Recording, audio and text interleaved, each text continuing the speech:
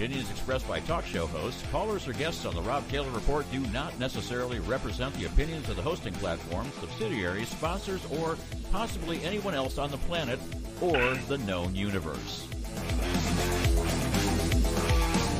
From the tinfoil and lead-lined broadcast bunker on the beautiful southern coast of Oregon, it's the Rob Taylor Report.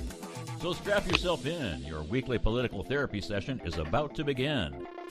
Ladies and gentlemen, here he is, the nearly famous Rob Taylor.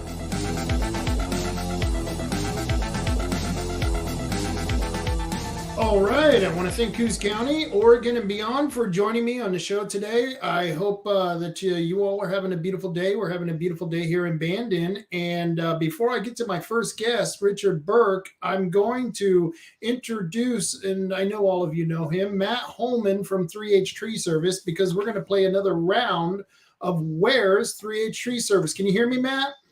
Yeah, Rob, loud and clear. All right, good deal. It's odd. My computer is doing some strange stuff, and I think my camera is frozen up, and I'm not sure what exactly is going on here. But can you still hear me? Because now you're frozen up. No, your screen's froze, but I can see you. Okay. All right. Not a problem. There you are. Am I? Okay. All right. I don't know. I popped something up and, oh, there we go. Okay. We are going to play another game of Where's 3H Tree Service, and Matt is in the middle, somewhere between Coos Bay, the city of Coos Bay, and Coquille. Is that correct? Yep. Just about halfway. Why don't you show people exactly where you are right now?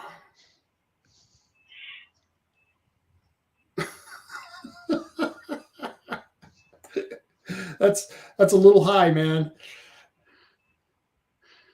Oh, I think before I talked to you, I was 60 feet. I'm probably 85 feet now.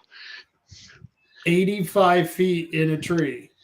Yeah. So how does this work? When someone shows up, they're supposed to yell at you and you drop the money down to them? Or? Yeah. I'll make paper airplanes out of them and throw them out of the tree. Hopefully they can catch them. My brother and Tony and my dad are down there, so you won't get a picture with me, but we still got your cash, and so we'll make it work one way or another. I love you guys, but I'm not climbing all the way down to give you $60 and then climb all the way back up here. I can completely understand it. Let me quickly go over the rules for everyone. The round has started. Let me go ahead and hit that. Today's round for Where's 3H Service has started. When the round starts, the first person to find Matt Holman up this tree somewhere between Coos Bay and Coquille, you will win the grand prize. Today's grand prize is $60. The play-in area, yes, the play-in area covers all of Coos County. So if you're in Curry County and you're in Douglas County, you're going to have to come over to our county to find this money. There will only be one winner, only one. And there's only one winner per round. The round ends when we have a winner or when announced on the Rob Taylor Report podcast. People who are not eligible to win the prize include family and employees of 3H Tree Service, anyone involved with hiring or contracting with 3H Tree Service, and anyone who's a known criminal in Coos County or Oregon, because we don't want to fund your fentanyl habit. If you want to think that you're going to be able to come here because you're a dirtbag criminal and win $60, that's not happening. And so, in fact, if you do show up and you're a known criminal, what's going to happen is Matt's going to cut down a big branch of that tree and just drop it right on top of you. You think that would work for me? Yeah, we got a chipper, too. We can make them disappear pretty quick. I love this place. Only in Coos County. So, all right, Matt, I'm going to get you out of here and let me know when you got a winner, okay? Okay, I'm going back to work. Thanks, Rob. All right, bye-bye. All right, and joining me right now to talk about a huge event. This is huge. If you like big events, this is one that's a big one. I want to introduce Richard Burke. Richard, how you doing, man? Hi, Rob. Thanks a lot. Boy, I'm glad I don't have a criminal record. Well, even I've got to have standards. You know what I mean? Yeah, sure. You bet. You bet. You Matt, don't mess around. yeah, well, if Matt, I tell you what, I'd feel sorry if Matt is part of Neighborhood Watch, and I could only see one of these criminal dirtbags showing up. And like I said, unfortunately, officer, he ended up head first into the chipper, and I don't know what happened. Oops. He Oops. slipped.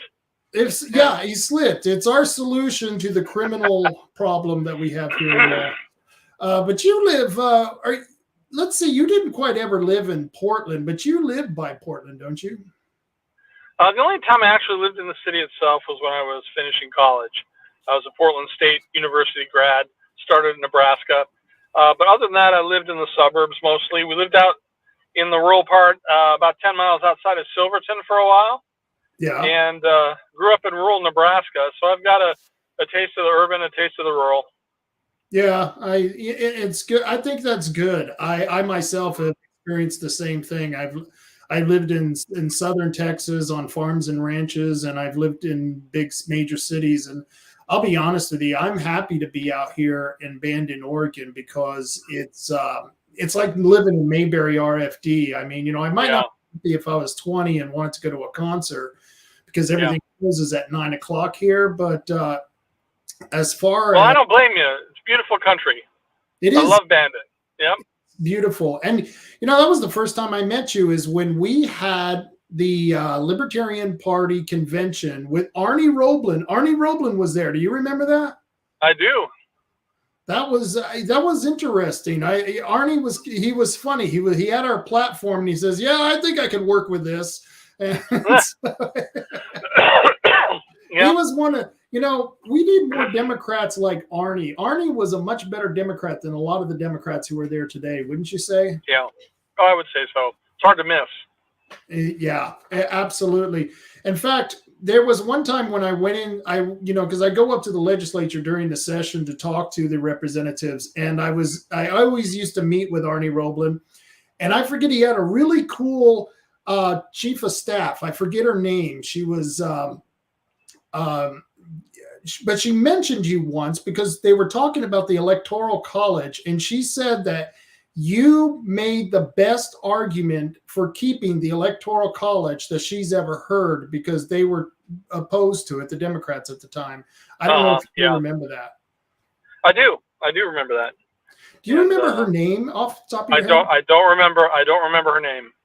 But she was an interesting character. She would call me up, and one time she caught me, I was sleeping, and she called me and she goes, "Are you napping?"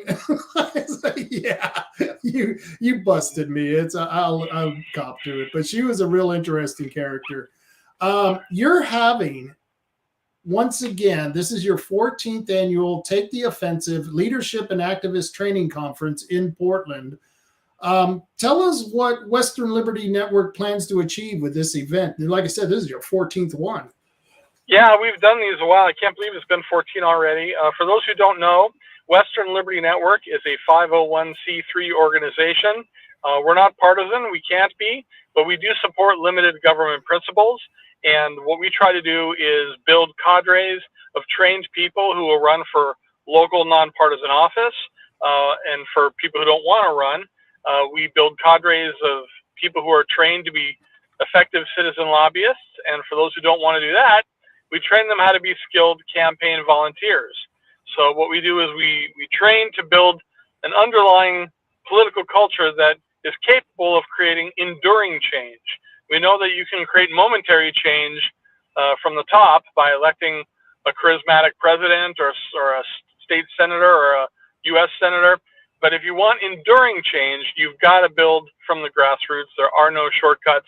And Western Liberty Network is about that, building cadres of strong local leaders, citizen lobbyists, and political volunteers. And we hold an annual training conference every year. We have a component that is inspirational, exciting, but most of the conference is just useful. If people go to this event, they will get useful skills. The speakers we have this year, we've got Fox News contributors Emily Campagno. She was a former Raiders cheerleader, a defense attorney, and now co-host of Outnumbered. That's on every morning. another Fox News contributor, Steve Moore, who is an economist and was President Trump's senior economic advisor. He will be there. Grover Norquist of Americans for Tax Reform. He's coming in from D.C. He's also on TV a lot. And, of course, State Senator Dennis Linthicum.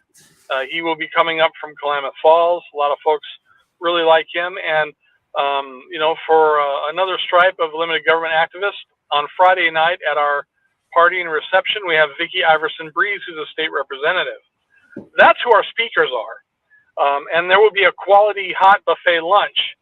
Our website, by the way, is westernlibertynetwork.org. People can register there by hitting the big red Register Now button.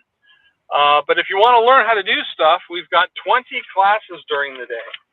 How to be an effective activist for 2024, and those are skills like how to canvass your precinct or neighborhood, how to correctly gather signatures on an initiative petition, how to deal with traditional media and how to become a source for them, designing and executing personal get-out-the-vote campaigns and things like that.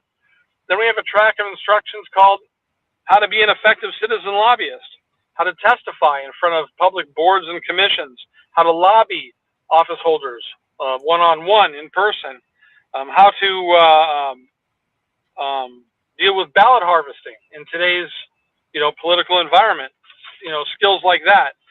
The third track is how to build or fund your campaign or group, how to raise money for your campaign or political organization through one-on-one approaches, how to build a fundraising event, like a fundraising coffee or dessert at someone's house and have that go successfully, how to deal with faction and divisions in your organization, a lot of things like that, how to build projects, how to build your membership around certain projects. That's really helpful to people who are trying to build their groups. And then finally, the fourth track is tactics, strategies for campaigns. What is the difference between a strategy and a tactic? Making election integrity a part of your campaign, building a campaign team, how to write a campaign plan, those kind of things. So it starts Saturday, February 3rd at 9 a.m. We have a party the night before if you're able to make it. Friday night at 7 p.m. It's at the Holiday Inn Columbia Riverfront Hotel in Portland, just on the Columbia River. And for the entire day, it's $125. That includes the hot lunch, the training packet, the badge, access to all events. And for listeners of Rob's show, if you use the promo code LIBERTY when you buy your ticket, you'll get $25 off. But this is the premier training event for grassroots activists in Oregon. It's our 14th. We've got this down to a science now. You will walk out inspired, fired up, but you will also have specific skills that you can take with you to be successful in the 2024 election cycle. So that's my spiel, Rob.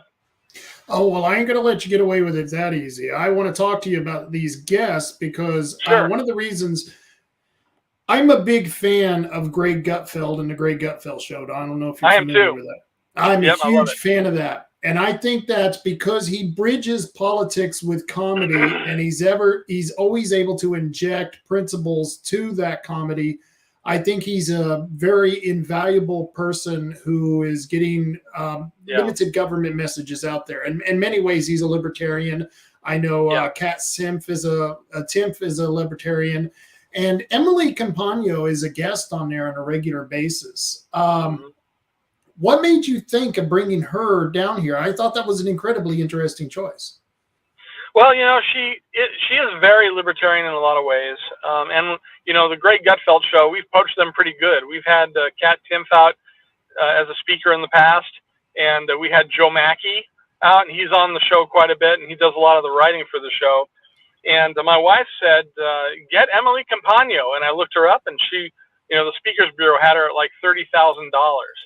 And I was like, boy, there's no way we can swing that. That's a step too high. But one day on my Facebook, I got her as a recommended Facebook friend. And I said, this is probably a fake account. But I clicked on it, and turned out it wasn't. And I told her about my event. Could she work with us? We're a small organization. and she gave us a really good break, and she did it for $8K, and for that, she didn't even take the money herself. There's a family that she helps with a small child with real heavy medical conditions, and the speaking fee was donated entirely to that. And so we've been talking with her back and forth. We're still waiting to make the airplane connection, but there was a lot of paperwork with Fox News and all of that, and so we were just able to swing it. Oh, that is such a cool story. That is a really cool story. I was wondering that because I do know that she is someone who is in high demand. So I figured it would probably, like you said, 30 grand. That's not even surprising. And and then you got to, and I don't want to slam on Portland too bad, but then you got to tell these people you want to come to Portland. I'm sure that you're like, well, some people like to go into the belly of the beast. Yeah. And I get the feeling she's one of those. I know she has some Northwest roots, so maybe while she's in town, she'll visit some friends. That may be part of it. Kat Timpf, she's from Lake Oswego, actually. Right. And so, she decided to take our event largely because it gave her an excuse to hang out with some of her old friends, before and after the event. So, what can you say? Sometimes you get lucky. Kennedy would be a good one to have down too. Yep, we tried to get Kennedy. She was, I think, like 4 or 5 years ago. She was like 20 grand, and we couldn't swing that. But we did try to get Kennedy. Well, we'll work on that. We will work on it because I'll be honest with you. I always like going back to MTV when I was a young man back in the 80s. I watched a lot of MTV, and she was one of the ones that I enjoyed most watching. And to find out later on she was a libertarian just was absolutely really cool. And if you had her as well, she would be someone I would definitely make the trip for. In fact, Emily is the reason I was really excited for going because, like I said, she's someone I wanted to meet. But then you have Stephen Moore. He is an economics journalist, author, and columnist who served as the senior economics writer for the Wall Street Journal editorial page and a member of the journal's editorial board. And he continues to be a regular contributor at the Wall Street Journal. What is the reason for bringing him on? He's a great guy. I mean, I want to meet him, but how did that come about? Well, I teach people how to do politics at the local level, but folks want to know what's going on in the bigger picture, and so they can sort of contextualize their own activism within, what they see going on at the national and even the international level. And Steve Moore certainly provides that. He gives a lot of information about what the economic impact is of the various policies that are instituted by our federal government and a lot of state governments. And he also values local activism a lot. I met Steve through his support of the Cascade Policy Institute years ago. I met him on one of those fundraising things where they had on the boat, the Portland Spirit. And he met my wife, who she's an American citizen now, but at the time she was a Ukrainian national. And Steve was fascinated by what we were trying to do. So we got his number. We talked to him a little bit, and we asked him to come out. And he did a few years ago. He's been to Western Liberty Network before. He was very popular. And we asked him to come again. And since that time, he's become a financial contributor to Western Liberty Network and also sits as a member of our advisory board. So he is quite active in Western Liberty Network. And talk about a big gun. He's one of the founders of Club for Growth. He's with the Heritage Institute. He's had a senior position at Freedom Works. And, of course, he was President Trump's chief economic advisor during the time when he was in office. So that's a big gun, and we're glad to have him. That was once again why I was found this an interesting package that you had for this conference. Is like he said, he worked for the Trump administration, and I definitely wanted to get up there. And if I get a chance to speak with him for a few minutes, that would just be a thrill. I've never met the man. These people are all very accessible. Most or all of them. We don't have all the airplane tickets finalized yet, but most or all of them will be at the Friday night reception, and we'll have a little thing there where people can get their picture taken. We'll have a no-host bar. There'll be a light jazz band there made up of high school students that are incredibly good, and it's just a great time to meet with folks. That's Friday night at the Conference Hotel at 7 o'clock. We'll have Vicki Iverson-Breeze will speak for a while, and we'll have a couple of other announcements. But it's mostly just fun. There's hot appetizers there, and it usually lasts about 3 hours, and it's a great icebreaker for the day before. That's Friday night, February 2nd. But the conference itself is the next day, Saturday at 9 o'clock at the Holiday Inn Columbia Riverfront Hotel. Again, to register, go to westernlibertynetwork.org and hit the red Register Now button. But these people are all very, very accessible, and they're very nice. When Joe Mackey came, he just took pictures with everybody. Kat Timpf was gracious, talked to everybody, and people are mixing, just chatting things up. This is not like some of those national conferences where the guests are all hiding in a green room someplace and you can't access them. They come on stage and they disappear. These people are here and they'll be available, and you can approach them and talk to them. What's the capacity of the room that you have if you filled it up? If we filled it up, it would be like 400 people, and I would love to get 400 people there. We'll see. Right. We might be breaking 200, but it's hard to tell because people register late. Most of the people who register like in the last 7 to 10 days. And so we're ahead of where we were last year, and we had about 180 people last year. So, if some of the word breaks out through your show or social media, we could have a packed house. It's just hard to tell. And that's exactly why I wanted to go. I wanted to, and I made sure to register early because I was worried about not getting a hotel room because you're doing this event in a newly remodeled Holiday Inn over there. This is like right across from the Vancouver, right across from the river. Yeah, it's a beautiful business hotel. This is not like most Holiday Inns. It's not a family vacation hotel. Right. Although families could have a nice time there. It is a business hotel. It used to be the DoubleTree Business Hotel, and before that it was the Red Lion, right up near Jensen Beach on the Columbia River. But they've done a full remodel, and we've got a block of hotel rooms. It's $199 a night, and that includes all taxes and fees. There are no ups or anything like that. And you can secure a hotel room when you register.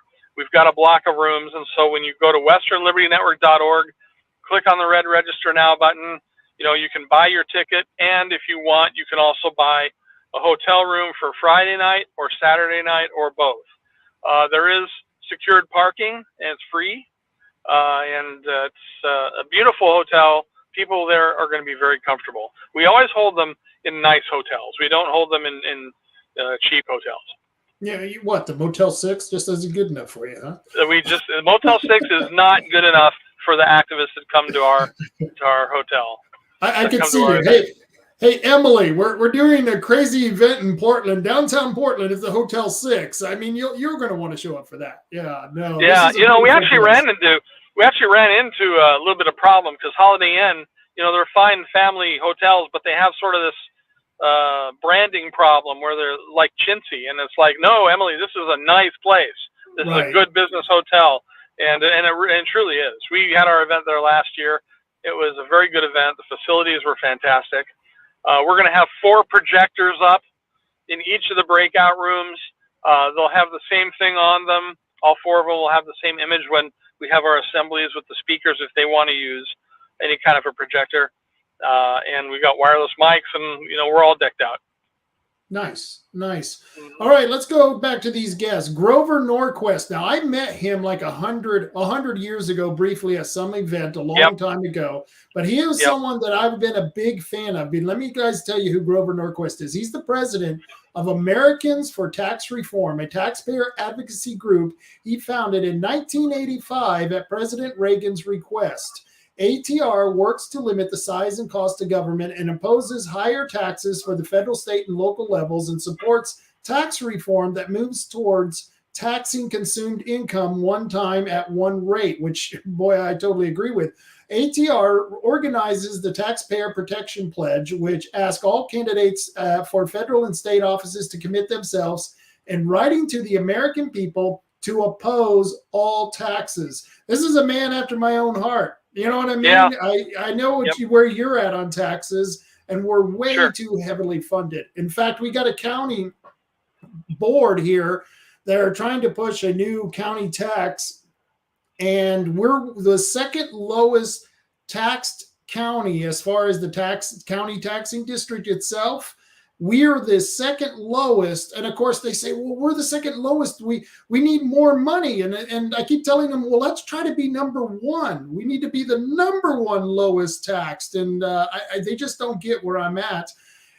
And so Grover Norquist is what an excellent guest. How did you score that one?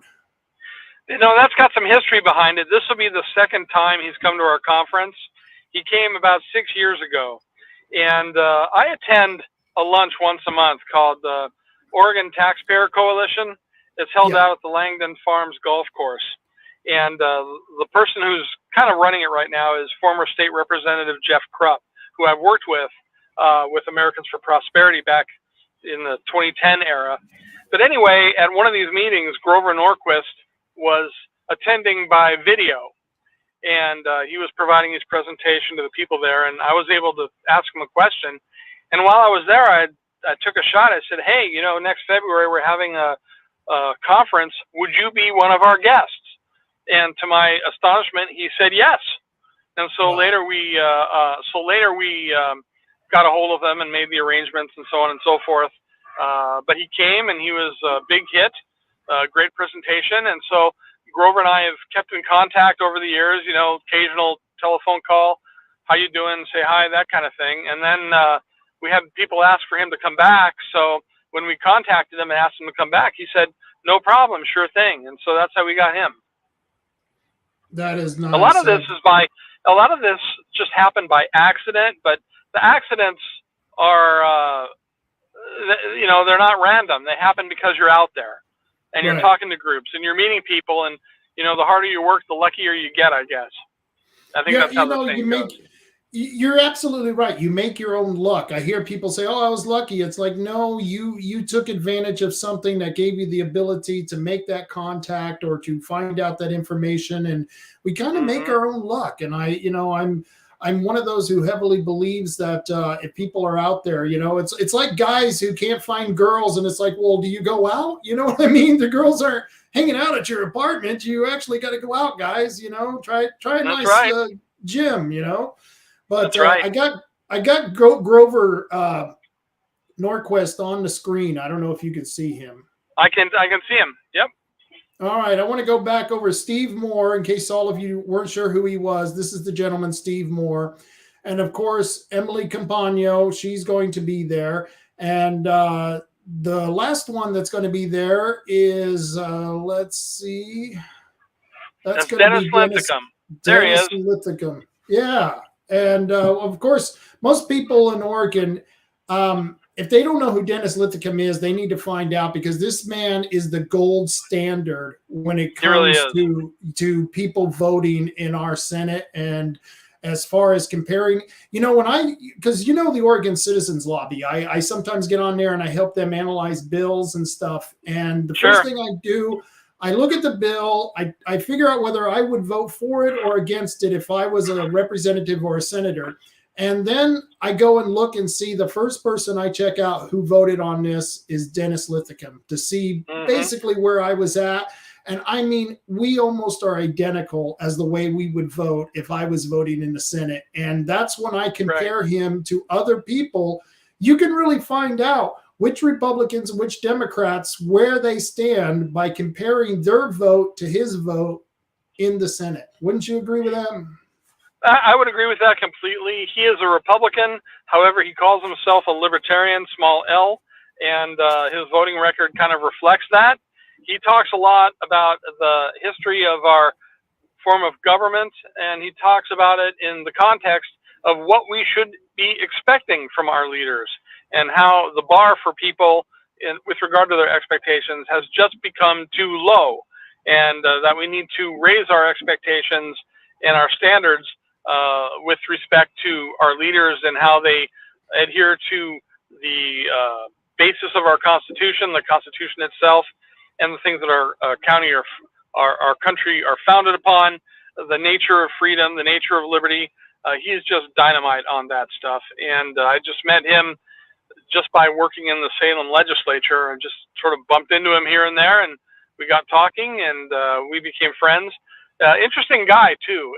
Down in Southern Oregon near Klamath Falls, he actually lives off the grid. He's got, a 12-volt solar power system for his house, and he's got a well and all that. And if the big one comes, he's one of the ones that's going to be ready. Oh wow, that is something I didn't know about him, but it's not surprising, and it's very respectable. I mean, that's what a great thing to do.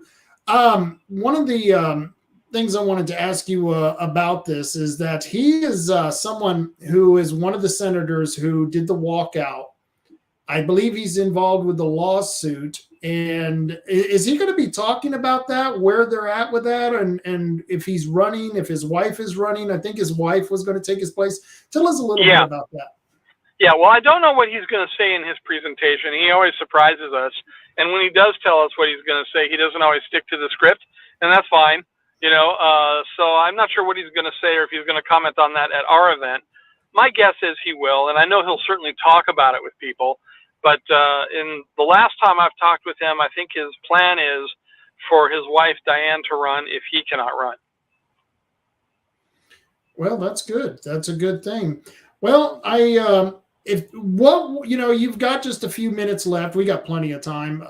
What would you tell the people that you would want them to know about this event? And go ahead and plug the event again real quick. Okay, thank you. To sign up for this event, go to westernlibертynetwork.org. And when you get there, click on the red Register Now button. While you're registering, you can get your ticket, but you can also secure a hotel room if you need one. We encourage that so people could be at the Friday night event. There's also a promo code. I learned that from Mike Lindell and his pillows. The promo code is Liberty, the word Liberty, and that'll get you $25 off the ticket. The breakout sessions are going to be taught by great folks.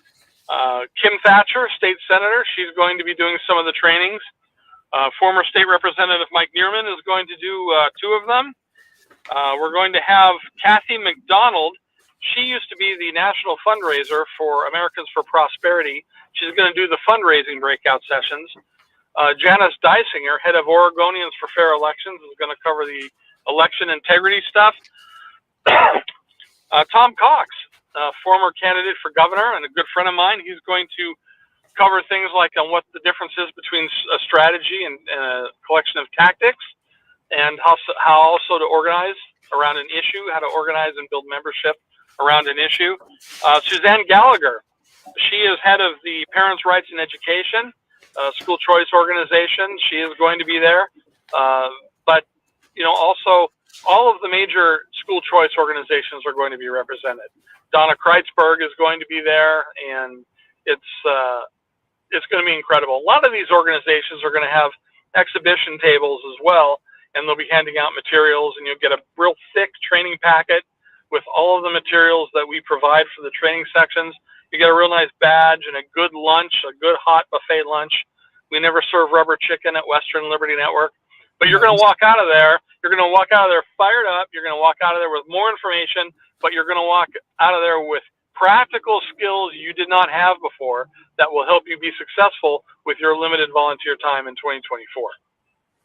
And I have been to 1 or 2, I can't remember, long time ago. It was beneficial. I can give everyone absolute reference to this event. I highly recommend it. Give out that website real quick once again. westernlibertynetwork.org, the red Register Now button. You can also download a full agenda from that website. There's a click there. You can download that. You can download a promotional flyer that you can spread around. We don't have an ad budget, so it's word of mouth. But while I have a second here, I also want to just thank you, Rob. You're doing the Lord's work out there on the Oregon coast. You've got a good show. You've come a long way, and I'm really proud to be asked to be a guest on your show. My pleasure, and we'll have you back again because I know you're gonna be having a training thing going on probably in summer, right? Usually in the summer. Yeah, we train all year, but between our annual conferences, we're all over the state. And by say we, I mean, myself, and we also have a collection of volunteer trainers. And, whether it's Burns, we've been out to Coos Bay a bunch of times. We've been all over every corner of the state. And that's what we do throughout the year between annual meetings. Nice. That's nice. All right, Richard, I appreciate you being on. And I guess I will see you in February. Okay. Okay. God bless, Rob. Bye-bye. You too. Take care. All right. It's always good to hear from Richard Burke. I've known the man probably for about 20 years, and we've been through a lot of stuff.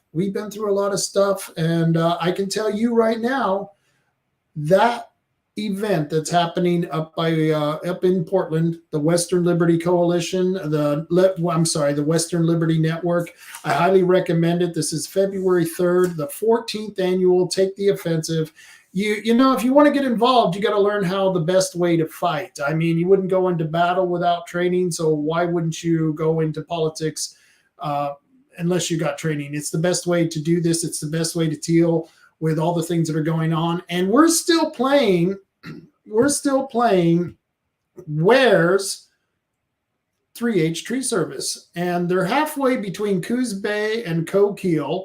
And, I'm going to give you a clue here. I'm just going to give you a word. I'm just going to give you a word clue. Overland. Okay? Overland. And you got to look somewhere between Coos Bay and Coquille. Look for 3H Tree Service. They've got a big old sign on their truck. They're out there.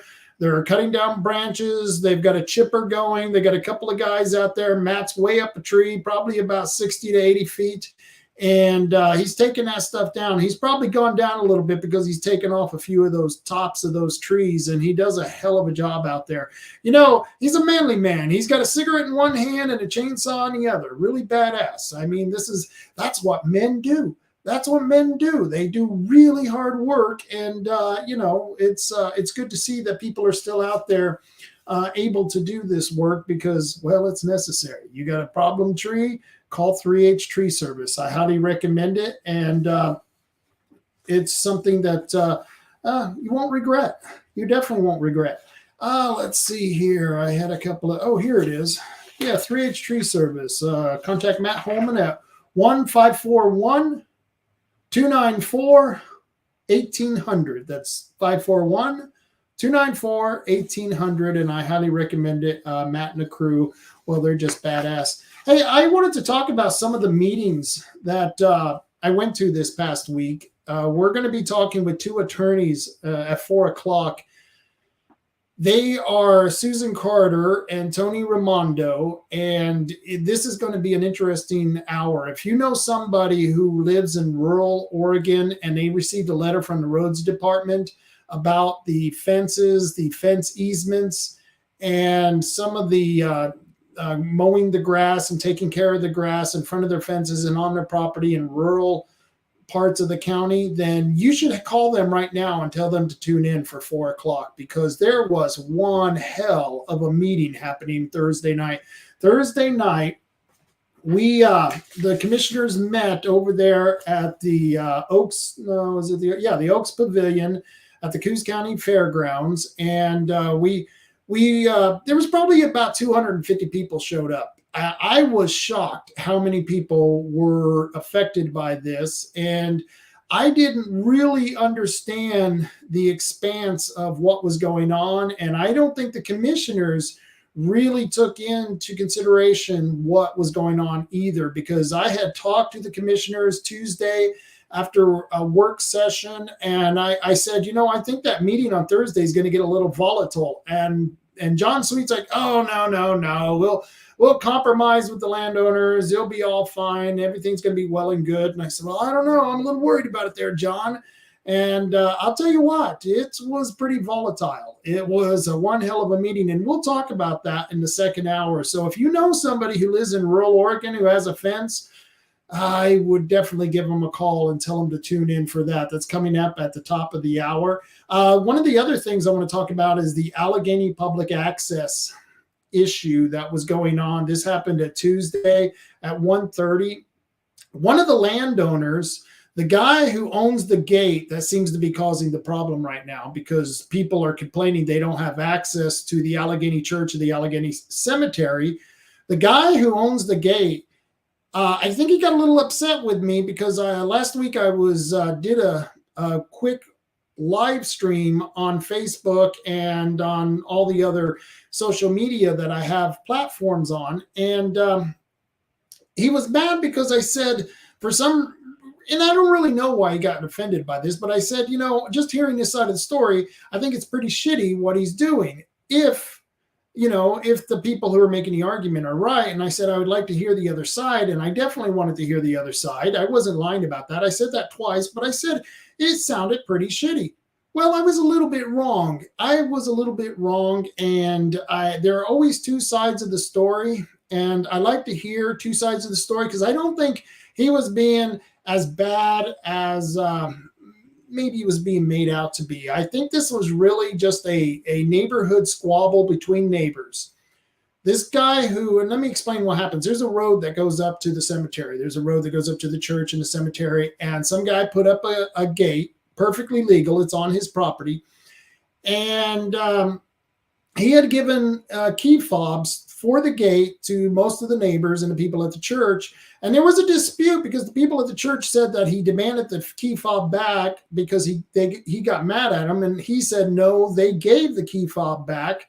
And I don't know what happened there, but apparently he had redid the surface of the road. He had paved the road. He paid, I think he said $14,000. Don't take that to the grave, but he said about $14,000 he paid to have that road paved, and all the other neighbors were supposed to pitch in. And then when he went to the other neighbors, some of them reneged on paying for it. In fact, the church sent him a letter saying they were only going to contribute $2 to this paving of the road. And I'm not sure if I didn't get this clear whether the fence went up before, the gate went up before or after the road was paved, but that's when they started saying they were having trouble getting access to the cemetery and to the church.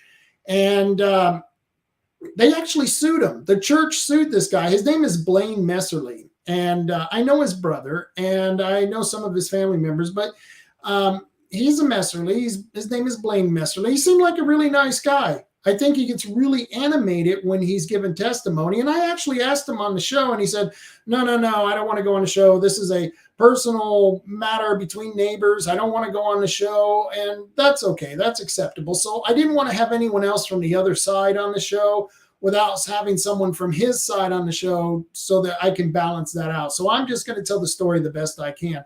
But the church had sued him because of that gate, and the judge ruled in his favor, saying that was his property, and he's allowed to have the gate up there.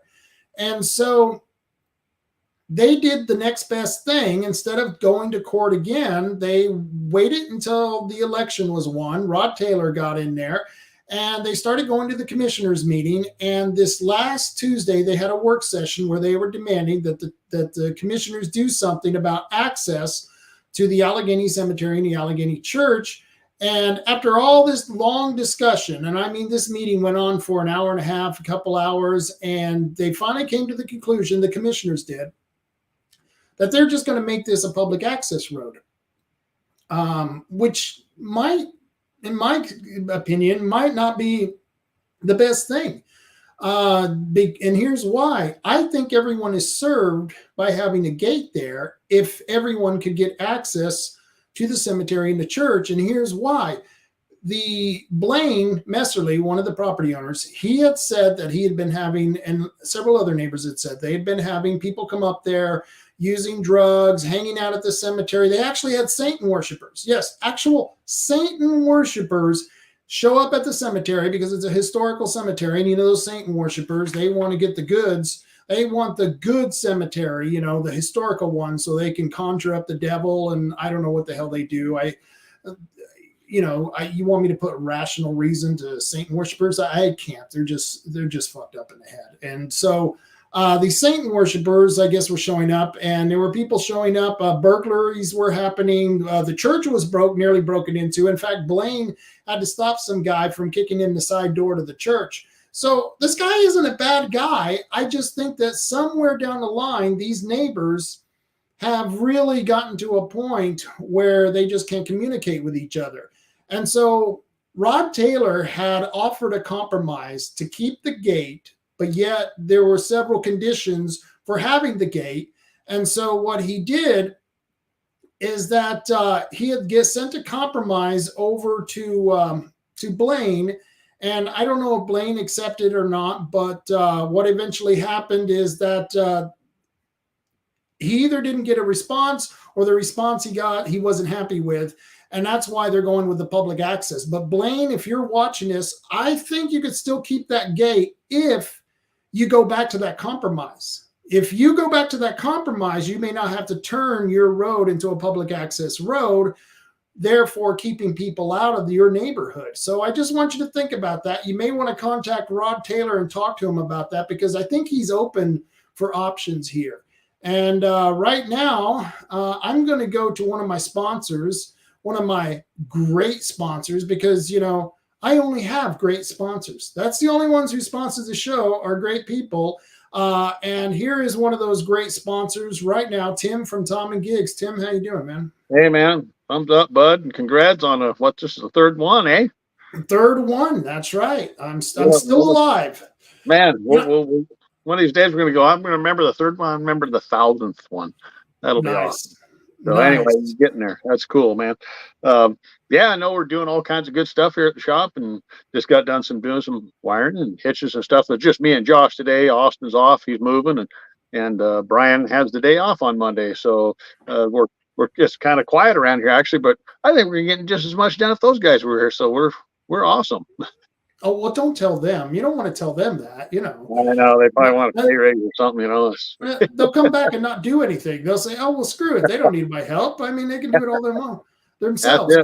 So is he moving out of the area, or is he going to still be in the area working for you, Austin? Oh, no. He's still working here. He just moving to a different location. He's just looking for a better place, and that's about all I can really say about that. But he needed a day off to do that. You know how it is when we collect a lot of stuff.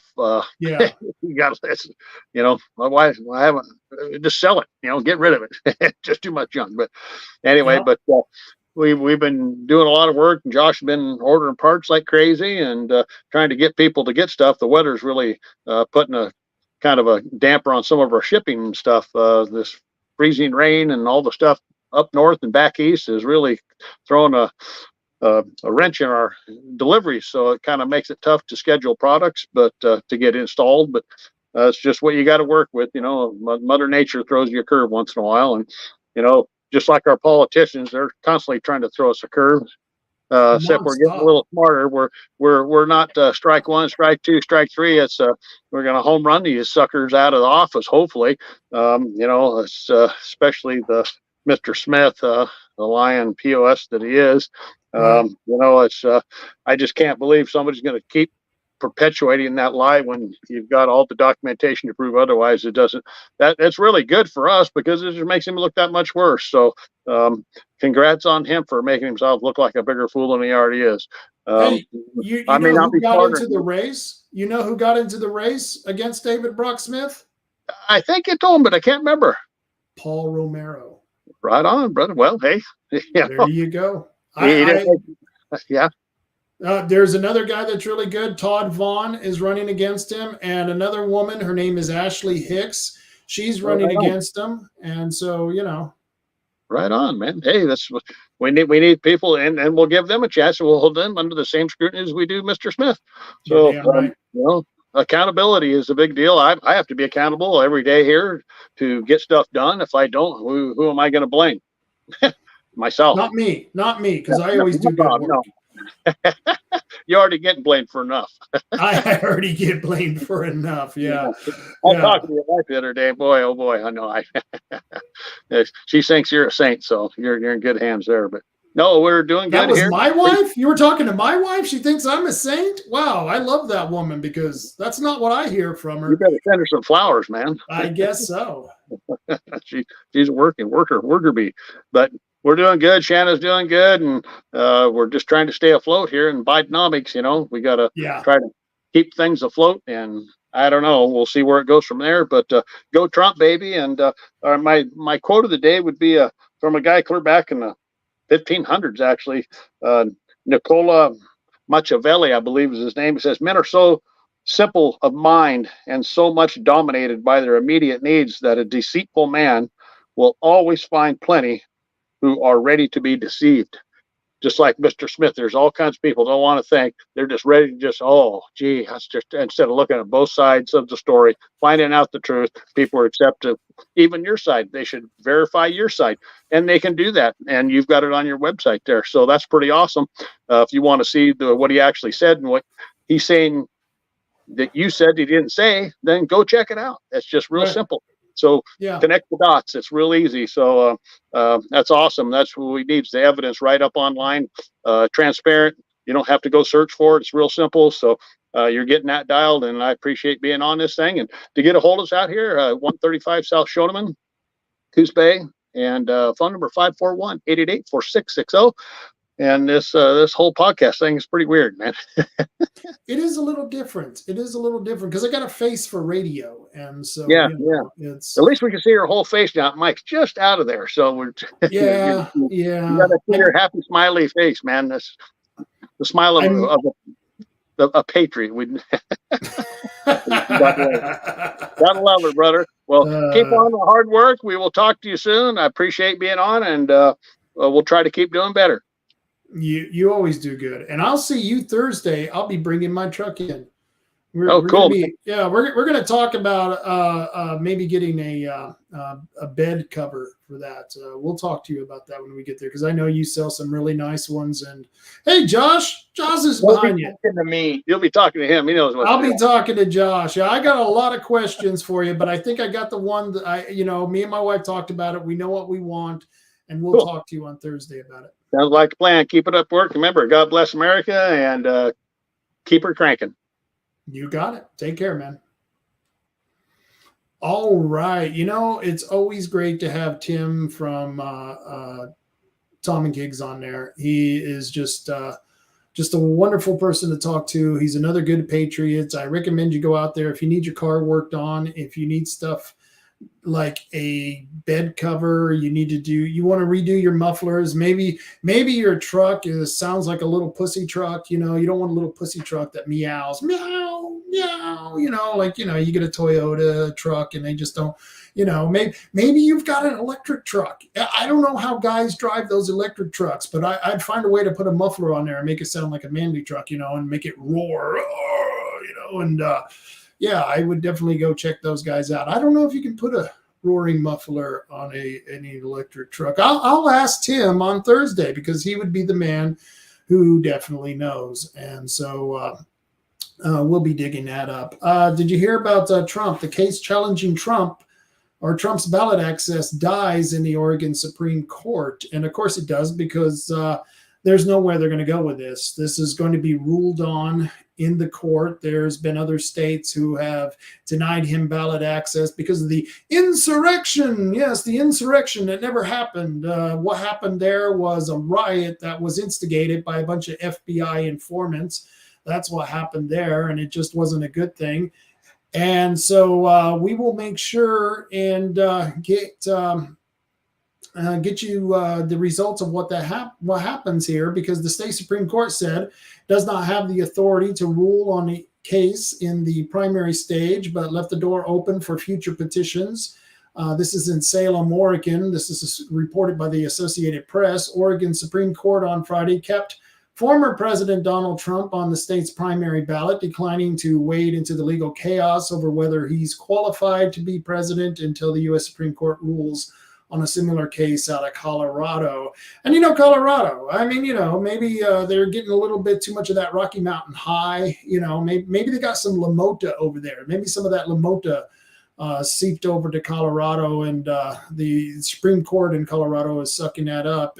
But the Oregon Supreme Court, they've denied the case. Oregon was one of several states where liberal groups sued to remove Trump from the ballot under Section 3 of the 14th Amendment, ridiculous. That's a Civil War era provision that prohibits those who engaged in an insurrection from holding office. Only one of those lawsuits has been successful so far in Colorado, which last month ruled that Trump's role in the January 6, 2021 attack on the U.S. Capitol disqualified him from the presidency. That ruling is on hold until the U.S. Supreme Court hears an appeal by Trump. The nation's highest court has never ruled on Section 3, which fell into disuse after the 1870s, probably because they had a lot more sense in the 1870s, when most former Confederates were allowed back into the government by congressional action. That's right. Pretty amazing. We fought a civil war, and a lot of those guys who fought against the United States government in the South, the Confederacy, they were allowed to go back into Congress and to hold office, which is a good thing, because if you're going to make an amends, it's a good thing to make that amends and have people, feel like they're actually part of the country. The U.S. Supreme Court's ruling may decide the issue once and for all, but the Oregon court said the plaintiffs could try again thereafter the high court rules on the Colorado appeal. Until then, it declined to consider the lawsuit filed by the 5 Oregon voters and organized by the liberal group Free Speech for the People. Free speech, just not an actual democracy, because they want to take away your ability to decide on the presidency. I've got Tony Ramondo on the line, and obviously I spelt his name wrong. It's Raimondo, and I spelt it Ramondo. So I missed the I. The I in Ramondo. Good Italian name, but I'm going to bring him on here if I can do that. Hey, Anthony, how you doing? I'm good. How are you?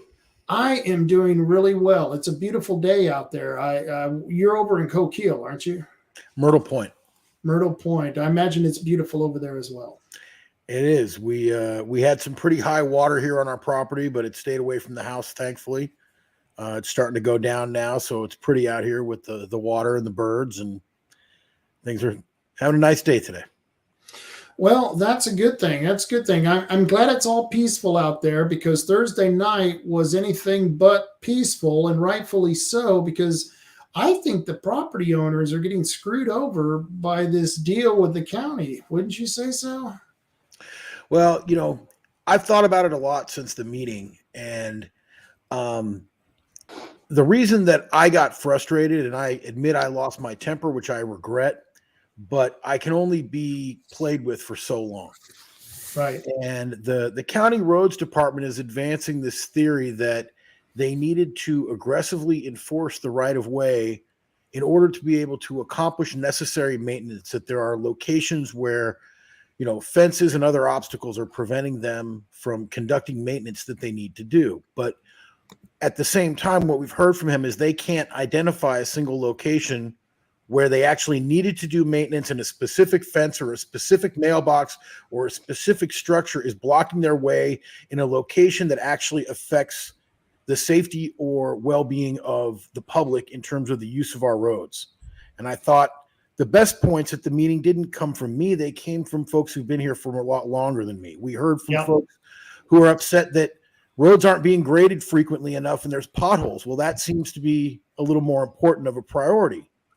We heard from folks who were pressured or intimidated into moving fences that cost them money or could cost them income in terms of the amount of usable land they have. I mean, this is a real effect on people. And the odd thing to me is it seemed like things worked fine in the county here for a long time.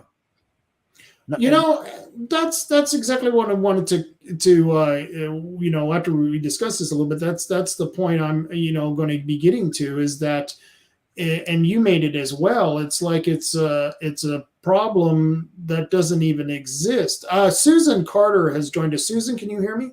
I can. Can you hear me? Yes, I can.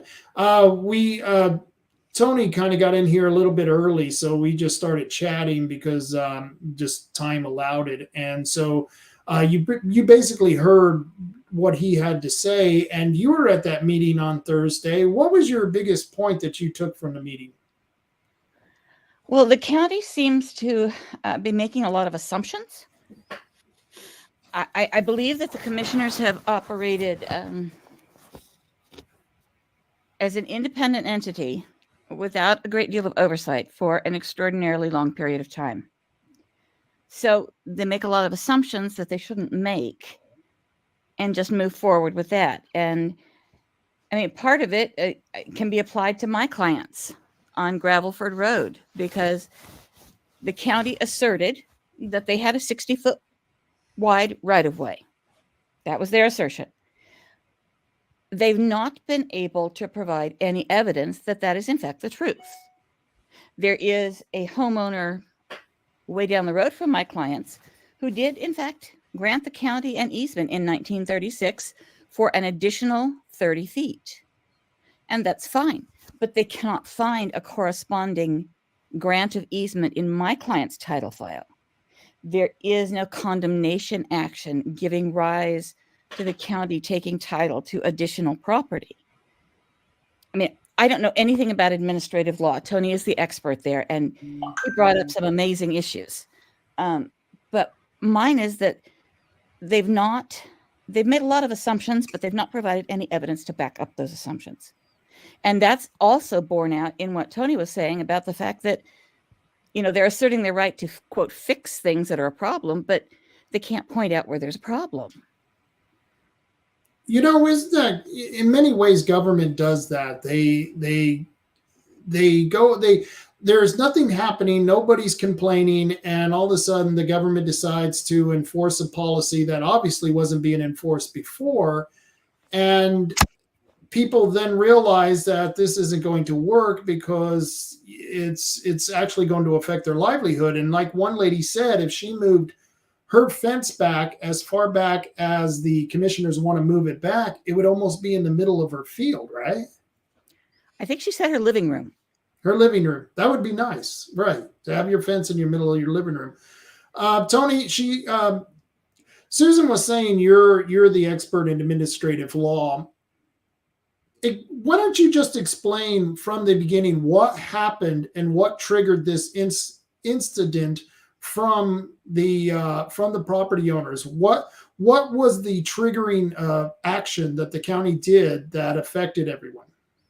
Well, I think that there were folks around the county who were concerned about this or even upset about it before I became aware of it. So the timeline, as I understand it, is sometime in 2022, I believe in the late summer or early fall of 2022, the county website was revised under the road department section to announce that the county intended to aggressively enforce the right-of-way, and that no structures would be permitted and that no repairs would be allowed without structures being moved out of the right-of-way. And that remains on the website today. And I know that was a concern to some folks. And then bit by bit, again, my understanding from what folks have told me is people started encountering, I think primarily the roadmaster, but the road department, the county, and receiving letters or direct communications verbally that they needed to move fences, or they couldn't do work, or they couldn't repair fences. A variety of tactics used to push people to move fences. We don't know really how many people cooperated and moved fences as opposed to how many people who resisted. I became aware of this when Dow King contacted me and let me know that he'd received a citation concerning a fence that he had repaired that was allegedly in the right-of-way on North Fork Lane.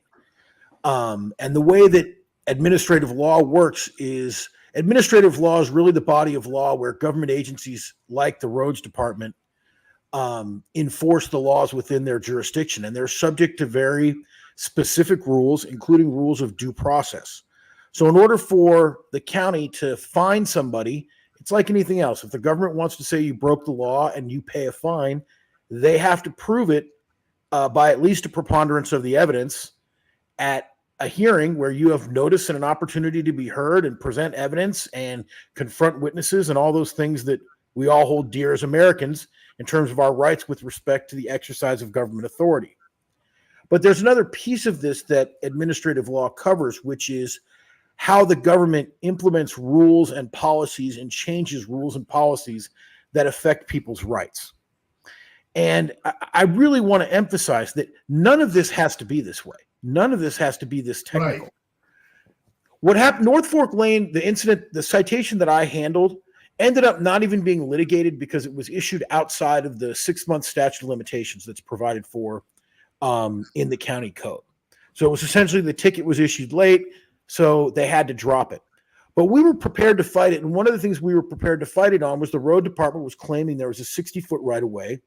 And I had found a list published on the website, the county website, that lists all the county roads. This came up at the meeting on Thursday.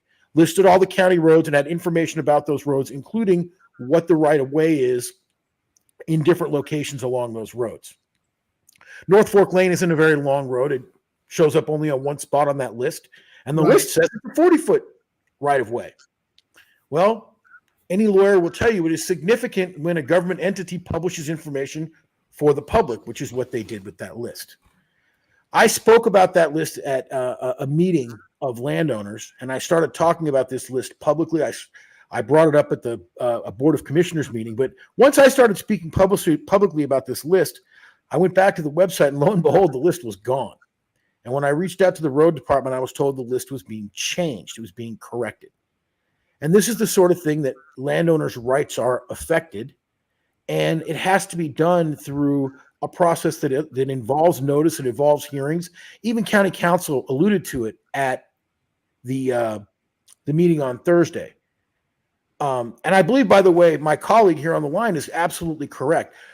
The deeper I started to look into this right-of-way stuff, I don't really believe the county can legally establish the rights of way that it claims. I mean, maybe in some places it can, but I'm skeptical that in most of the county, because again, and I'm not knocking the county, it's a rural county, right? People over the years, what has happened is people work together and they figure it out. We heard at the meeting that one of the prior heads of the road department had a policy that you could have your fence up to 7 feet from the pavement of the road. Like that was like the rule of thumb that everybody went by. That's not embodied in any law or any published regulation, but everybody acknowledges it was a policy. Well, there's a couple things about that. One, it seems like a pretty smart policy because it's easy for everybody to follow. Number two, the county admits it was a policy. Well, even if they implemented that policy inappropriately, if people have relied on it, they can't just now change it and say, nope, we're changing it arbitrarily and without reason, which comes back to the stated reason for doing this. I don't really think there's any imperative to doing this. And it really confuses me because I haven't been here in the county for all that long. I've only been here for a couple of years, but I've been talking to other landowners at these meetings and folks that I'm meeting.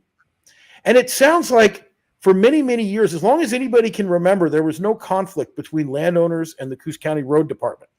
Right.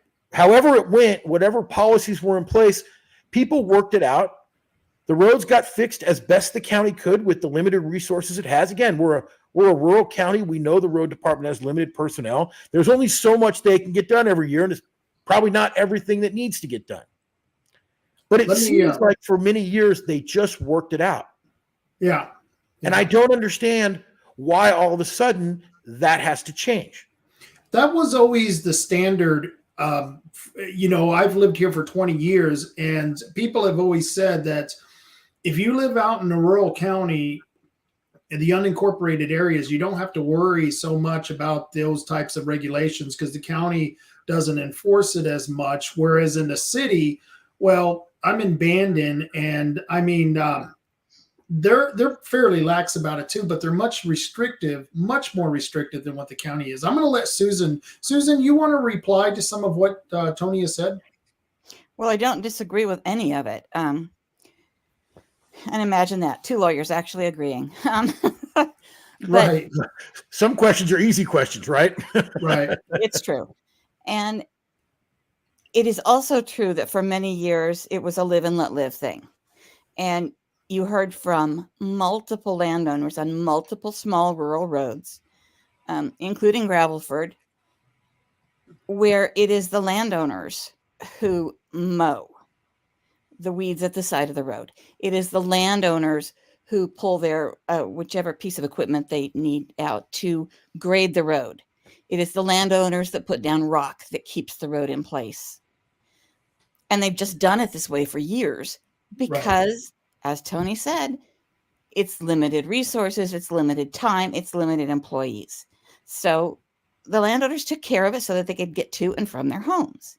And it was no big deal. And now suddenly it's a huge deal and enormous problems when nothing other than employees have changed. Now, there was one point there's been no difference in the roads. There's been no difference in the weather. No difference. Right. The only change is that there are different employees there. There's different employees. There's a different road master. I hate that name, road master. It's just so, I don't know. I just don't like the calling anyone master. But I think it's an odd name. But, even more importantly, he's not the road master. He's the director of public works. Right. And I don't know when that happened because he was the road master and now he's the director of public works.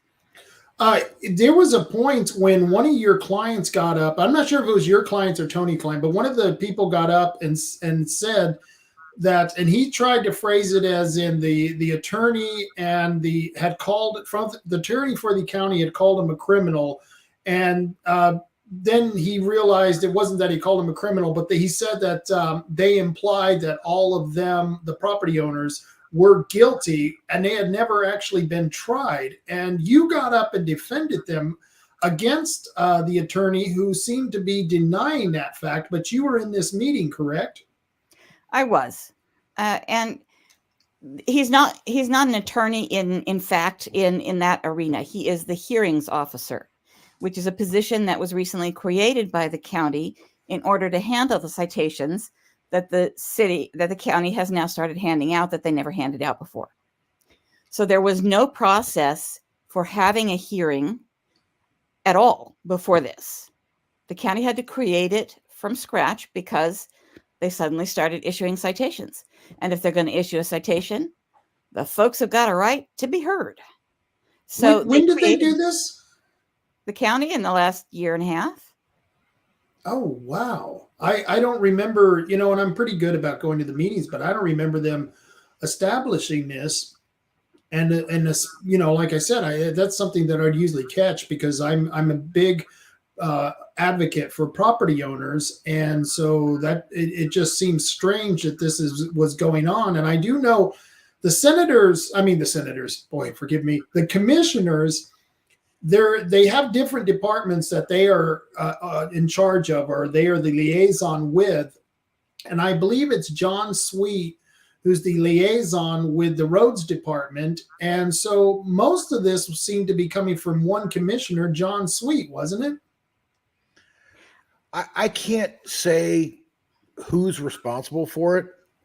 I think there's a lot of theories that are going on out there that I haven't really seen evidence, but I'm less interested in the why of it than the where do we go from here, because it's clear, like I said, the case that I handled, you can go out to the curve on the road where this fence was on North Fork Lane, and even if it was a 60-foot right of way, when I met with Mr. Slater and with the county council, they admitted to me there was no planned maintenance on that stretch of road. There's no piece of equipment that could get in where that fence was anyway. I mean, if there's a fence in the right of way at a point where you don't need to put any equipment, who cares? Leave it alone. Right. I mean, why, which seems to have been the way that it was for a long time. So, we have this very clear for however, as long as anybody can remember, this was not an issue, so much so that the county didn't even have the necessary hearing process, because who would ever give a ticket and who would ever need a hearing? Like, none of this was ever necessary. Now we've got the county hiring hearing officers, and they're, fighting with lawyers like us, and, people are angry at meetings, and we're having all this stuff going on when all we have to do is leave it alone the way that it was. Right. And they have yet to point to anything that says, the old saying, like, if it ain't broke, don't fix it. Well, That's where's it it. broke? And that's where I got frustrated at the meeting the other night, because they kept saying this general, well, we need to get equipment. You know, we mow slower when there's fences. Okay, where? Where's the location where the brush is so overgrown that it's affecting access or safety, and you can't get equipment because somebody's fence is there? And that was what they couldn't pinpoint that I noticed. They were actually not pinpointing any single person that they were able to say, your property is overgrown and we can't mow it because you're in blocking the easement where the lawnmowers can't get in there and take that stuff out. And nobody was violating that. It seemed to be more about the fences. And here's the thing: where did the fence permit come up? I don't remember ever hearing for them, or for them to say, you know what, on ABC Road, on this curve a quarter mile down, we've had 3 accidents because people couldn't see around the curve because the blackberries are getting too big. So we need to get more aggressive on cutting back on that curve to try to help public safety. Okay, well, that makes sense to me. But they don't have any of that kind of imperative. It's just a general, we think we can be more efficient if we push everybody's fence back. Well, I also started thinking about this when I heard them talking at the meeting, and I had never thought about it this way before. When they talk about this permit issue, and I'll use my own property and my own self as an example. I never knew, I bought my property 3 years ago, and I never knew the county came out here and mowed anything because I never saw them. I just thought it was my responsibility to keep my property clear up to the edge of the pavement. So for the 3 years I've had this property, I go out there with my mower and my weed eater, and I cut down all the weeds on the edge of my property out to the edge of the asphalt. And I try to keep it nice because I want it to look nice, and I want to be a good neighbor and a good member of the community. Are they going to charge me $150 for a permit to be able to do that work? I'm going to have to, I have to pay them $150 to do the work that they don't do anyway? Correct. That's crazy. Like, see how crazy that is? Like, if somebody's taking care of it anyway, isn't it just most important thing that it gets done? And that you would think that they were charging permits. They would charge a fee for those permits if the county was incurring cost, but it seems like the county's actually saving money by people doing what they need to do. Well, it's just the basic philosophy of, why do we want to live in a county where our government is always looking to require us to have a permit to work on our own property, or cite us and give us tickets and fine us and be... This is what I brought up at the first Board of Commissioner meeting that I spoke at. Why is the county acting in a way that is adversarial to the public? And that's where I regrettably blew up at Commissioner Taylor, which I apologized to him privately, and I'll apologize here publicly for that blow up. But I got frustrated when he's standing up there telling me that it's not true that the county is behaving in an adversarial manner towards the people, when behind me I've got a room full of angry people who are saying they're getting picked on by the county. It's like I'm being gaslit here that I'm not experiencing what I'm experiencing. It's all kumbaya. You just don't hear the drum circle, right? Yeah. Hey, Susan, you want to add to this? You there, Susan? I personally find the whole concept of applying for a permit and paying for a permit in order to perform work that is actually the obligation of the county is amusing.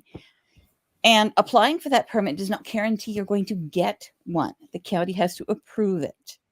My clients offered to apply for a permit and were denied.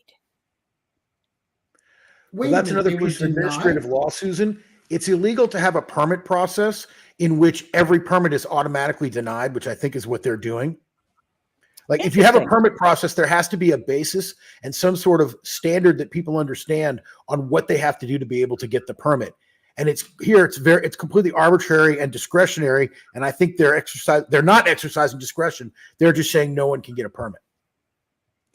Well, I don't know if they're saying no one can, but they definitely told my clients they would not get a permit. Well, if they think I'm going to get a permit to clear out the ditch on my own property that they don't do, I'll litigate that one in my spare time. Well, I think that now that they've come to the realization that they're facing a fair bit of litigation, that's why the conciliatory tone was adopted by Mr. Taylor.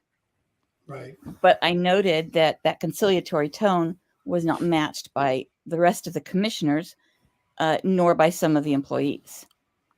I talked to Bob Main, and Bob Main claims he didn't realize, and he was kind of putting the blame on John Sweet, saying that they didn't know John was pushing a lot of this stuff. And I find that kind of hard to believe, because they all have to approve this at some point in time. That he has to know that he hired a hearings officer for some reason, or approved the process for some reason.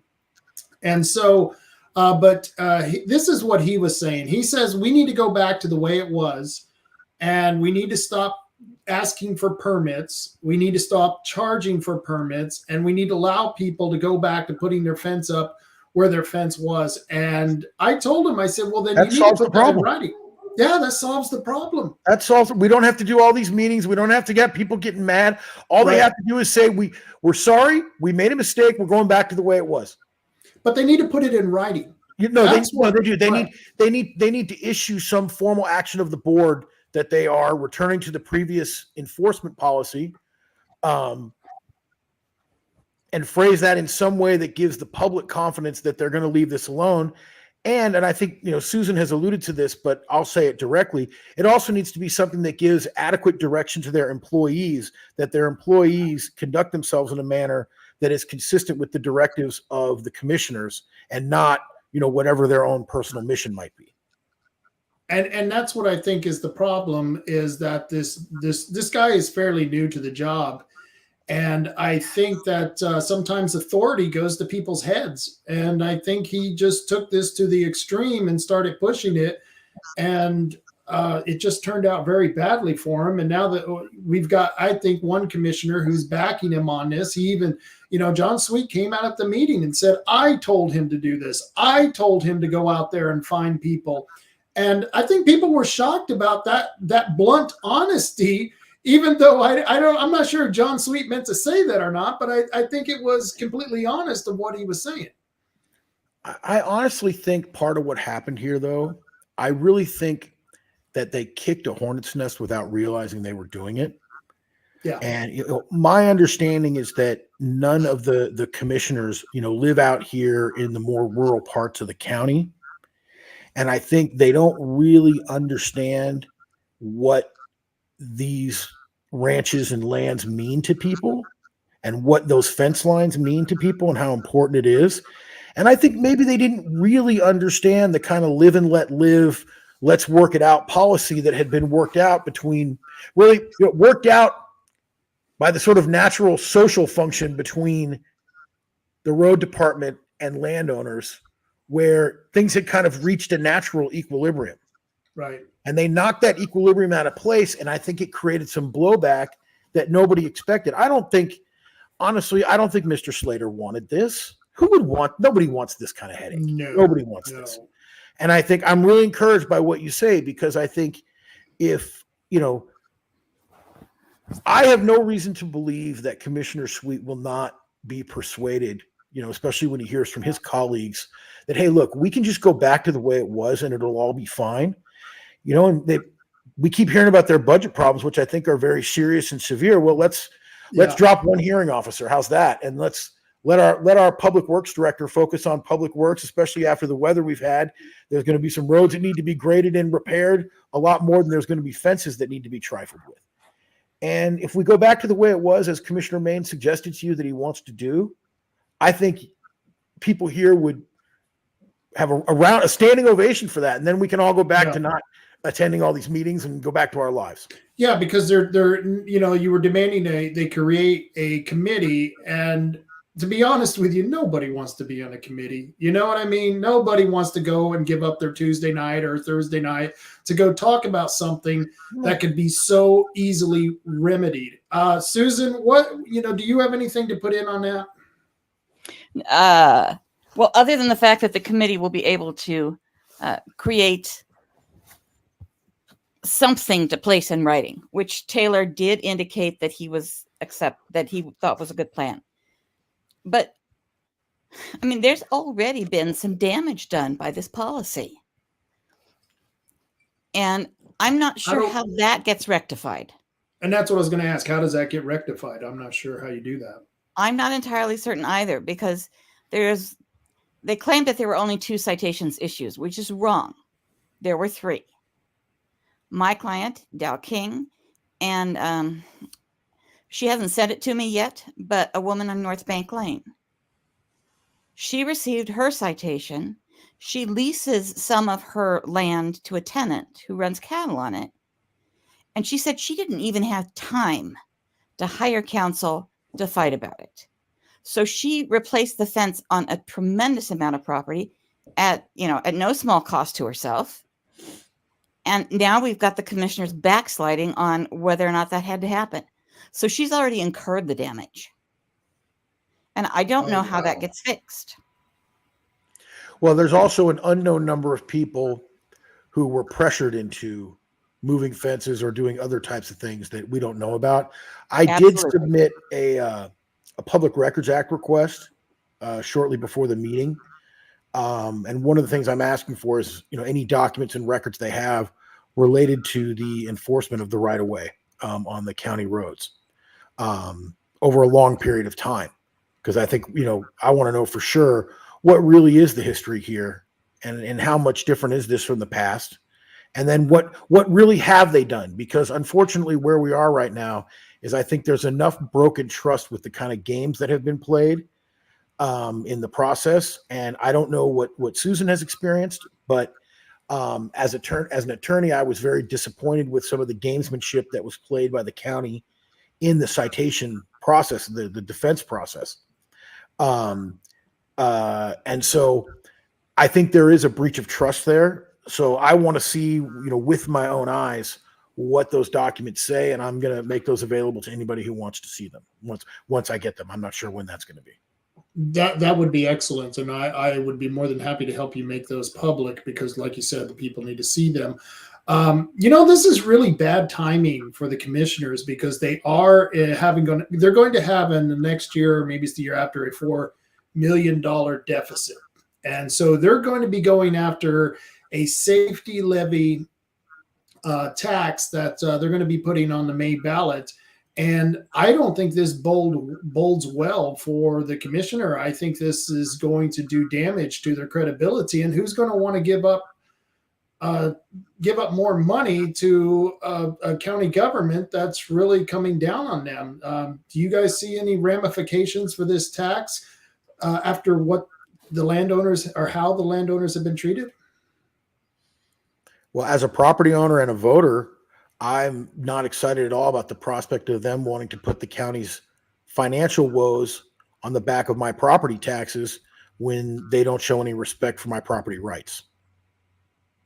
And that's exactly it. Susan, you want to chime in on that? Well, I wasn't aware of the $4 million deficit and the new tax levy that they're trying to push. But I think I agree with you, Rob. They're going to have a much steeper hill to climb to get approval for that levy when all the landowners who have to vote for it are sitting out there going, gee, they just wrote me a citation. I had to hire a lawyer. I had to fight with them, got to pay the lawyer. And now they want more money. I think that it's going to be a more difficult process than they had anticipated. I think you're right. Let me ask you, you were there when someone had asked the surveyor how many of the roads were actually surveyed. And were you surprised, Susan, to his answer? I think it was like less than 20%, I think he said. I thought it was 10, but I could be wrong. It might have been 10. It was a tremendously low number. And I mean, the county surveyor is a very, very skilled person. He's been doing this job a long time. In the case that I've got, though, he made assumptions as well as the county council did, and as well as the roadmaster did. They saw one deed and made an assumption that everybody on the road had deeded additional property. And that's not true. My client's citation got canceled when I challenged county council to find a deed. Judges don't normally like it when the government body that's in the court case, in this case the commissioners, the judges don't usually like it when they're being vague, they're not being direct, and they can't answer with decisiveness. I think that almost always goes in the favor of the defendant, right? None of this would stand up in a real court. Exactly. There's been no litigation filed, so it's at this point non-existent. Okay. And I want to make clear, like, I don't relish the thought of being involved in some kind of lawsuit with the county. It's not what I want to spend my time doing. And, I want to see the county where I live thrive. And I would prefer that our county government not be wasting time and resources on this issue at all. And I think we have a very clear solution, as we've talked about, which is just to go back to the way it was, where we didn't have, we know what worked because we didn't have this conflict 3 years ago. Yeah. Yes. I would agree with you. Well, anything else? I'll go to you first, Susan. Anything else before I get you out of here that you want to add to this conversation? Nothing really. I mean, my area of specialty here is so dry that, you could tell that the commissioners had not any idea what I was talking about when I explained to them that they had no legal right to just assume the right of way. I would find it fascinating, but it would be expensive to go through and determine the legal basis for all of the right-of-ways they're claiming. Simply because they created a transportation plan in 2011 that said that, the right-of-ways are X, Y, and Z, doesn't mean that the right-of-ways are automatically X, Y, and Z. They don't get to just take your property. It's part of our system is that if the government wants it, they have to pay for it. They have to condemn it and pay you fair market value for it, or you have to grant them the right to it. And the property owner has the right to know, right? I'm sorry. And the property owner has the right to know this. They have to notify the property owner. Oh, absolutely. Because if the property owner doesn't agree with the valuation they come up with, that's when you come up with a condemnation action. And it's called eminent domain. And yes, the government can take the property by eminent domain, but they have to pay market value for it. They don't get to just claim it. That's not the way this works. And I'm certain that none of the county commissioners were clear on that.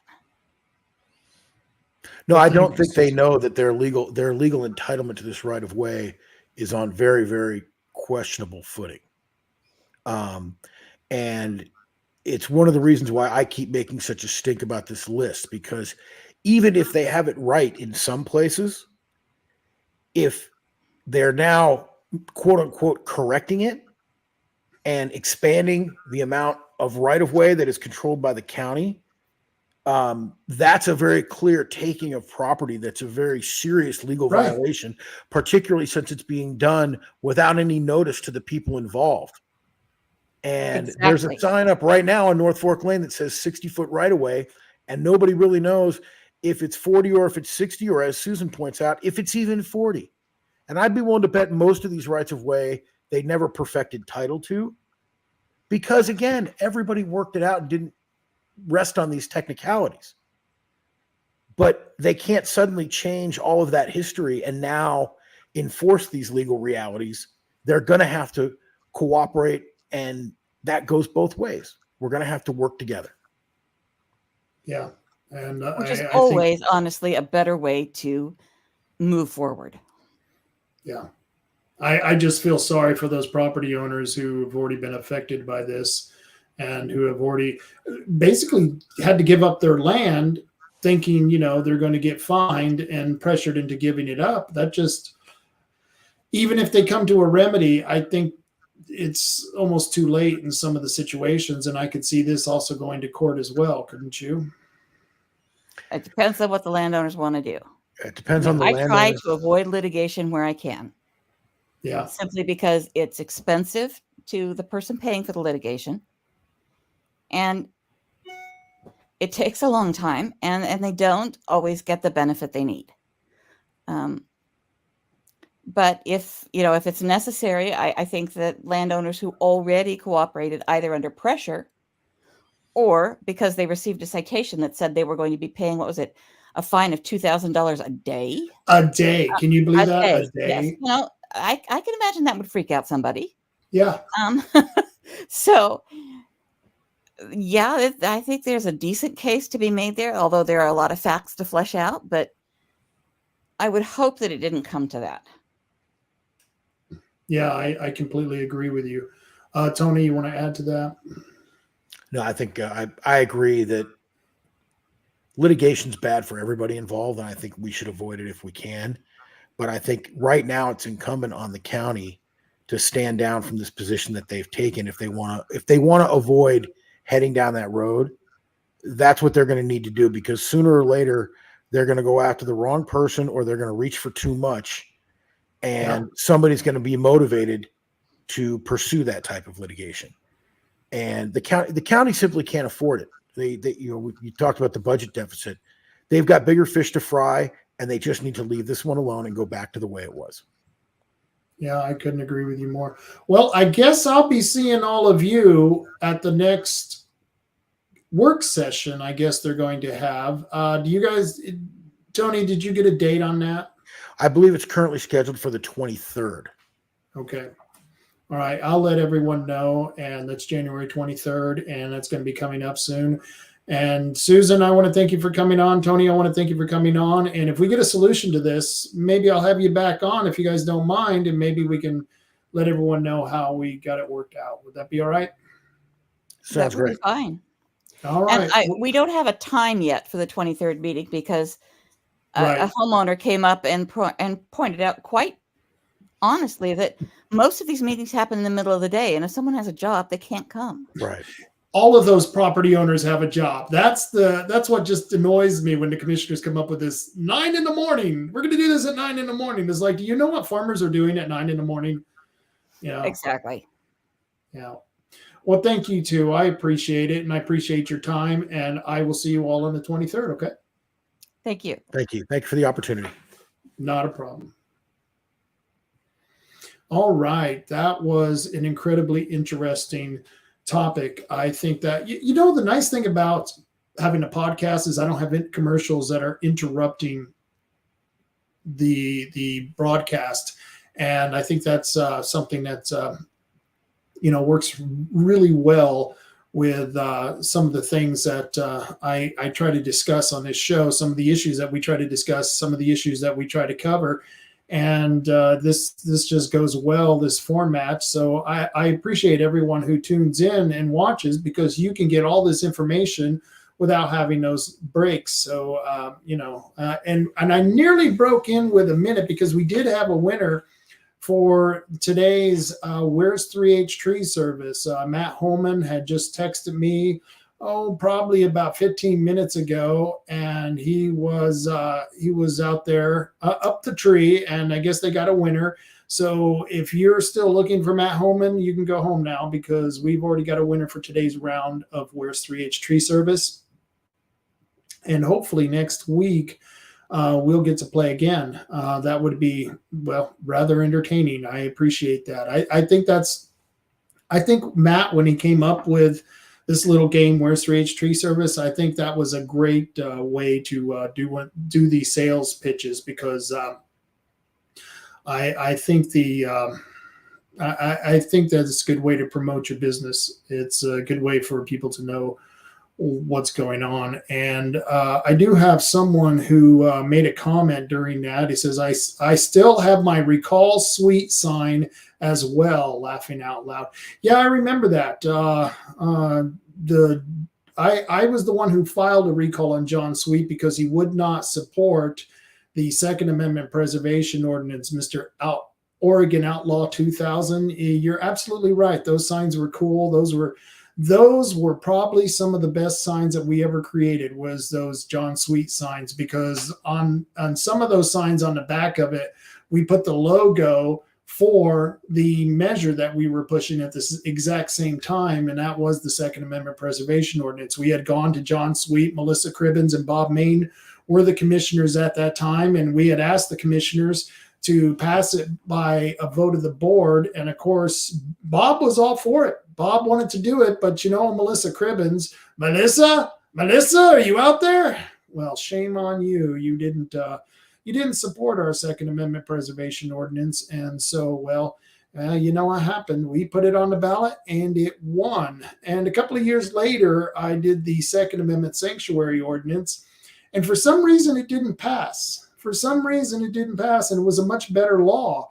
And I think a lot of people, they thought that the Second Amendment Sanctuary Ordinance somehow nullified the Second Amendment Preservation Ordinance, and it didn't. It actually complemented the law, and both laws, or ordinances, I should say, would still be standing in the county if that would have passed. And I think it was 2020 that I was so sure that was going to pass that I would have almost put a bet on that one. So I thank you for your comment, Oregon Outlaw 2000. I appreciate that. Ashley Hicks, I want to thank you for tuning in. It's always great to hear from you.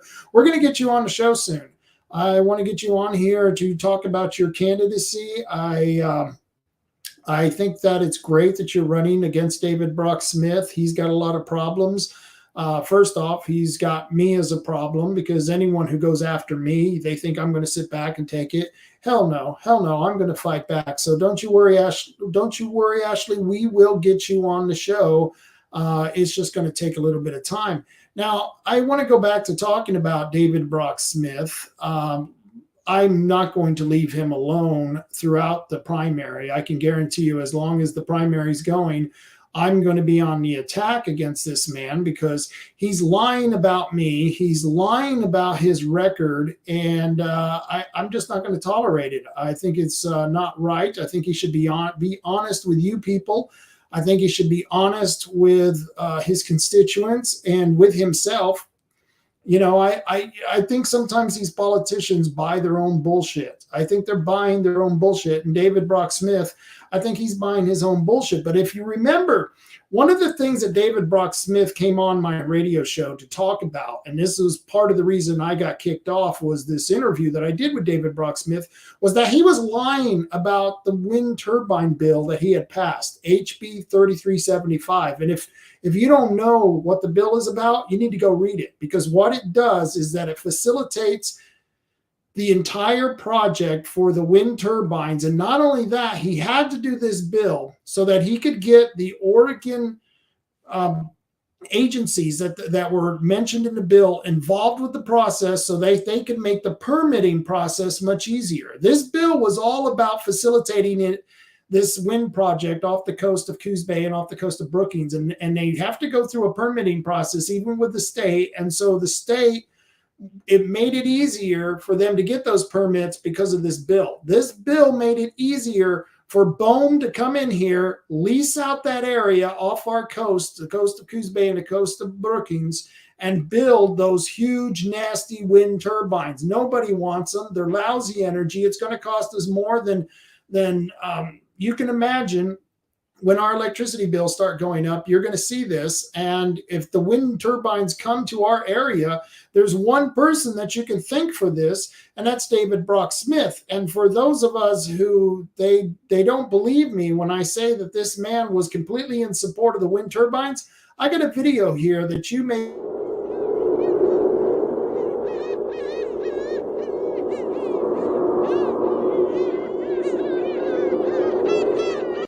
House Bill 3375, relating to floating offshore wind energy and prescribing an effective date.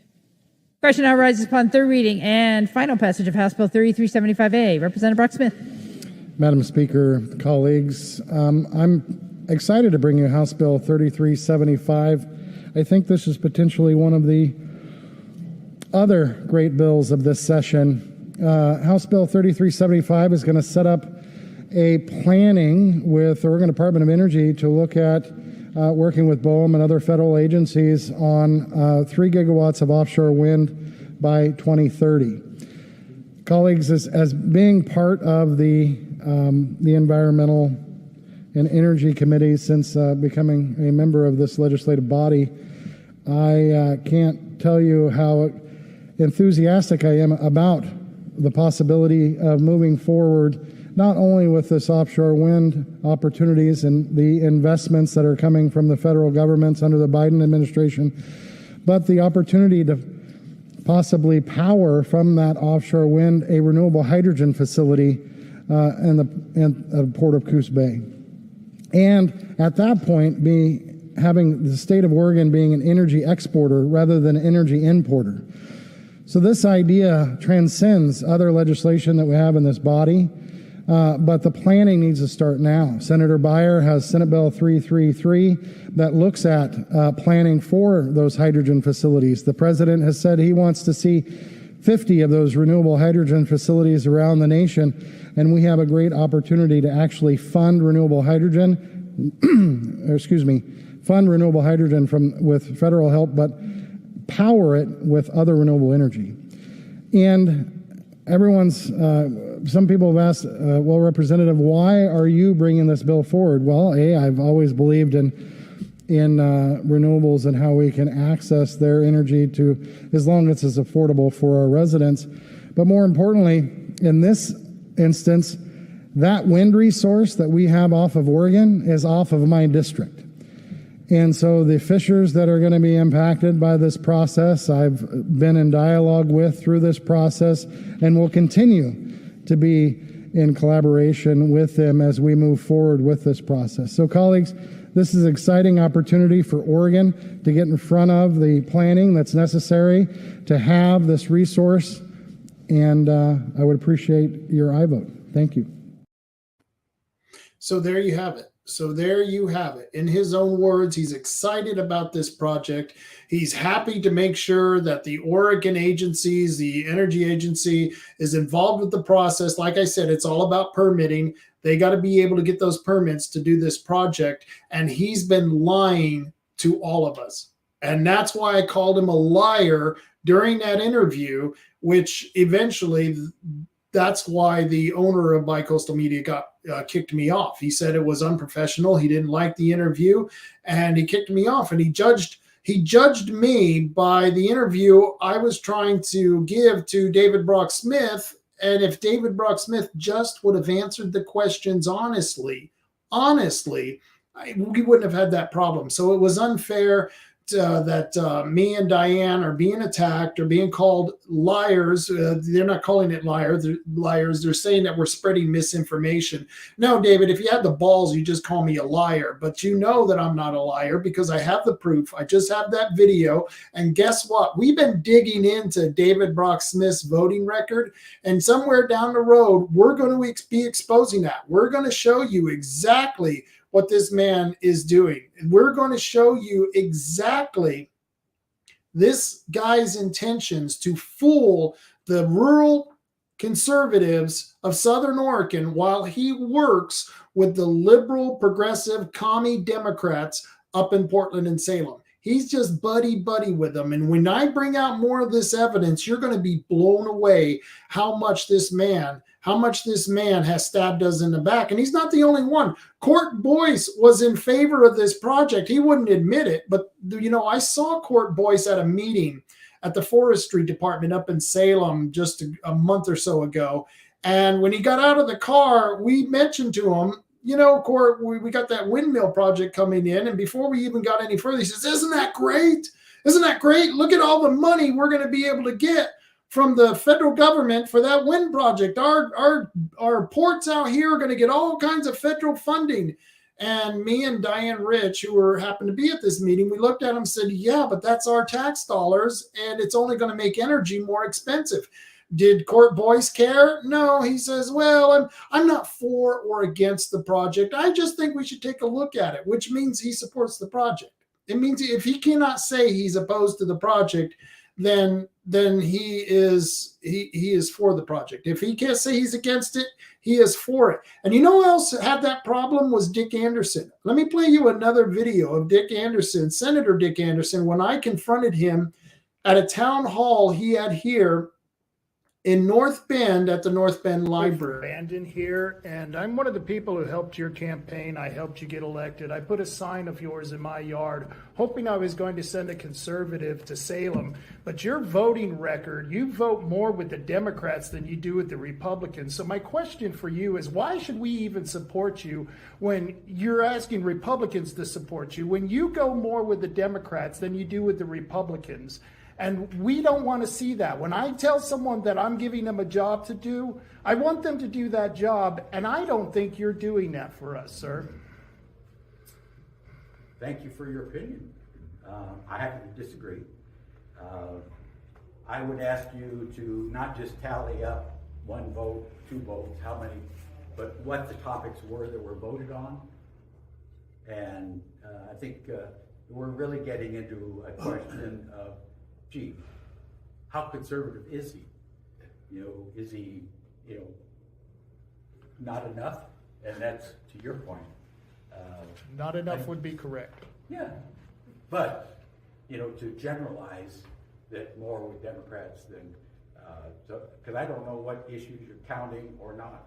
You voted for HB 2001, which increased the size of government. You voted for HB 5019, which gave $200 million to the governor that we didn't want to spend. You voted for a bill that spent money to study prostitution when most of us aren't even afford that. That's the kind of thing. And then you can't give an answer whether you're for or against the windmill projects. You give this wishy-washy thing that we're concerned, but we think there are viable reasons to do it. And we want a definitive answer. And your lack of decisiveness is what makes a lot of us angry. Thank you. Ma'am? Thank you for coming, Senator. My name is Bill Baker.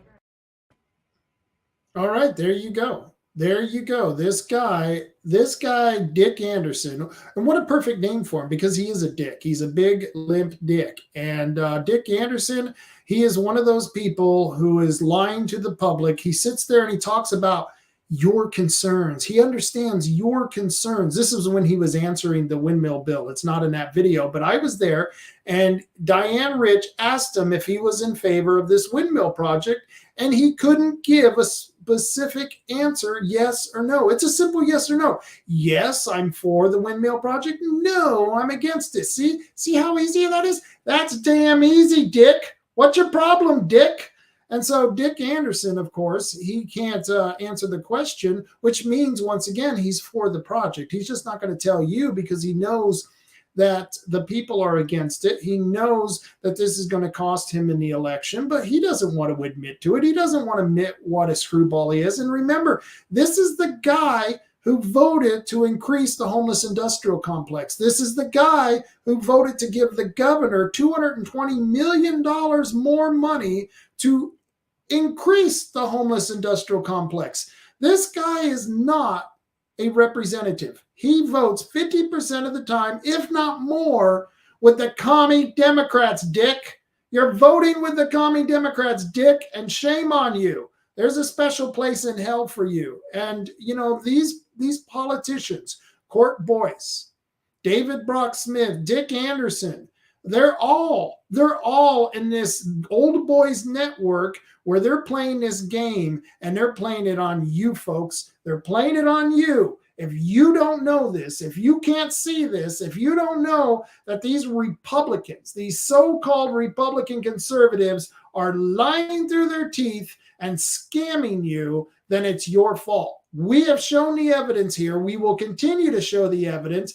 They have voted to destroy rural Oregon. It was David Brock Smith who introduced the bill to turn the Elliott State Forest into a research forest where they were going to eliminate all harvesting of timber. This was going to destroy rural counties in rural Oregon. They put David Brock Smith with his bill to turn the Elliott Forest into a research forest. What he did with that bill was turned over one of the largest tracts of forest, the Elliott Forest, that's in Douglas and Coos County, a Republican stronghold. He turned that forest over to the Democrats. The governor's in charge of that forest. The attorney general's on that committee for that forest. And you know who else? Melissa Cribbins. Melissa Cribbins is in charge of the Elliott Forest. And you know who you can thank for putting her in charge? David Brock Smith. If you can't see the truth, it's because you refuse to see the truth. The evidence is out there. You can go on my website, but you don't even have to go on my website. Don't take my word for it. I might be a lying bastard just like David Brock Smith. You know who you need to trust? Yourself. And you need to do your own research. Go look up the legislation that David Brock Smith has voted for. Go look up who's giving him money. You know who's giving him money? A California Democrat who's made his money in China. You know where they make windmills? In China. I don't know, but let me read you this story that just came out of the news. The CCP member and chairman Mao admirer Chen Tangio, $85 million purchase of Oregon timberland is missing from government records. Alarming lawmakers, is now second largest foreign owner of U.S. land.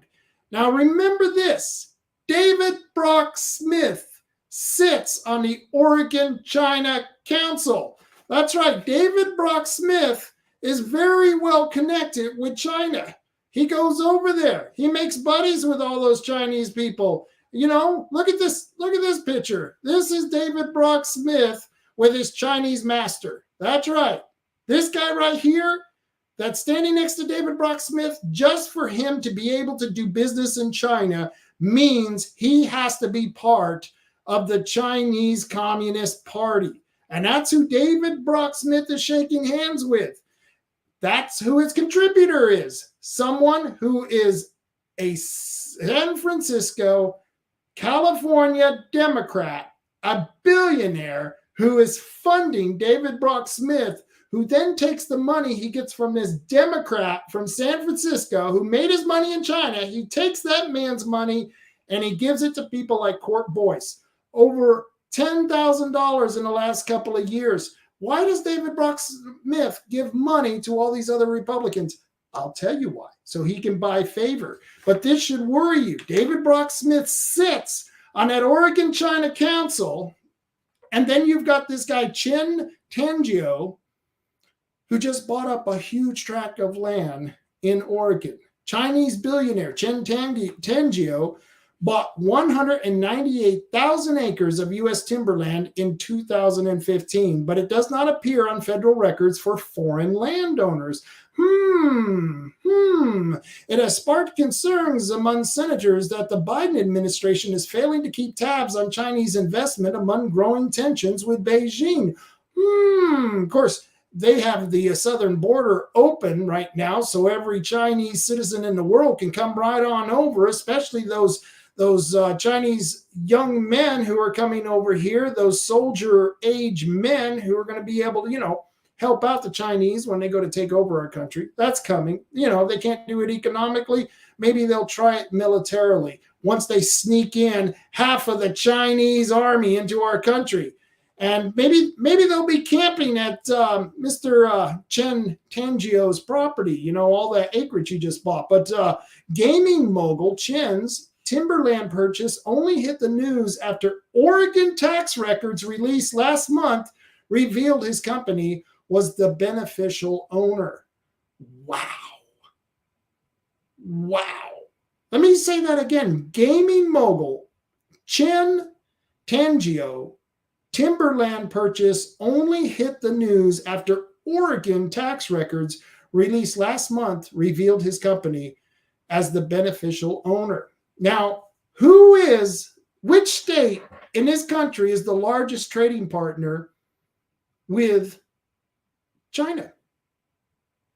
It's Oregon. Did you know that? Oregon is the largest trading partner with China. We have a surplus of trade. They buy a lot of our wood. They buy a lot of our food, and we export that over to China. We make a lot of money of that here, which is great. But the problem is that when you work that well with the Chinese communists, well, that means you got to give a little bit of offset to that, meaning that you got to allow the Chinese government to fund a lot of our colleges and a lot of our K through 12 schools, our public schools, those Confucian schools that they're now putting inside of our schools, to teach our kids about critical race theory and how to hate themselves if they're white, how to teach that there are certain people who are oppressed and that there are certain people who are oppressors here. All of that is coming from the Chinese government, and it's dominating the public schools and the colleges of Oregon. It's happening all over the United States, don't fool you, but it's happening here on a huge, huge level. And I think we should all be very seriously worried about this. Let me continue with this article. The purchase of $85 million worth of U.S. agriculture land by a Chinese billionaire and alleged Communist Party member. I don't think we even have to allege that. If you're doing business and you're a billionaire from China and you're in China, you have to be hooked up with the Chinese Communist Party. There's no other way about it. There's no doubt about it. And so this is what we got to be worried about. We got to be worried about our public officials busying themselves with these Chinese government. It makes you wonder what our officials are getting from these people. But I continue. So the alleged Communist Party member has sparked outcry among lawmakers after it went largely unreported for 8 years. It emerged early this week that California-based online gamer pioneer Chen Tangio owns 198,000 acres of Oregon timberland, making him the second largest foreign owner of American land.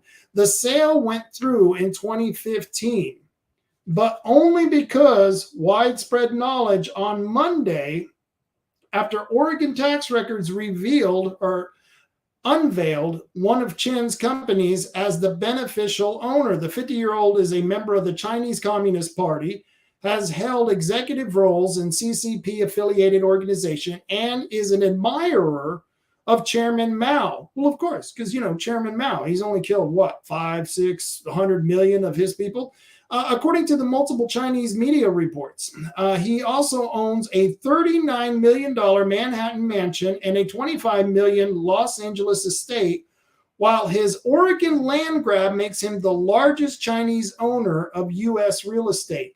Do we really want our enemies owning our productive lands here, our farmlands, our agriculture lands, our timberlands, anything where there is a huge abundance of natural resources? Do we really want our enemy owning that? I mean, I'm a libertarian capitalist, and I'm one of those who normally says anyone who could come into this country and buy whatever they want, that they should be able to buy whatever they want. Remember the Japan? Everyone was worried about Japan was buying up all that property back in the 80s. Well, Japan wasn't our enemy. Different scenario. The Chinese Communist Party wants to destroy our country. Several years ago, and I remember this very clearly, the Chinese government declared economic war against America because they wanted to be the largest economy in the world. They declared war on us.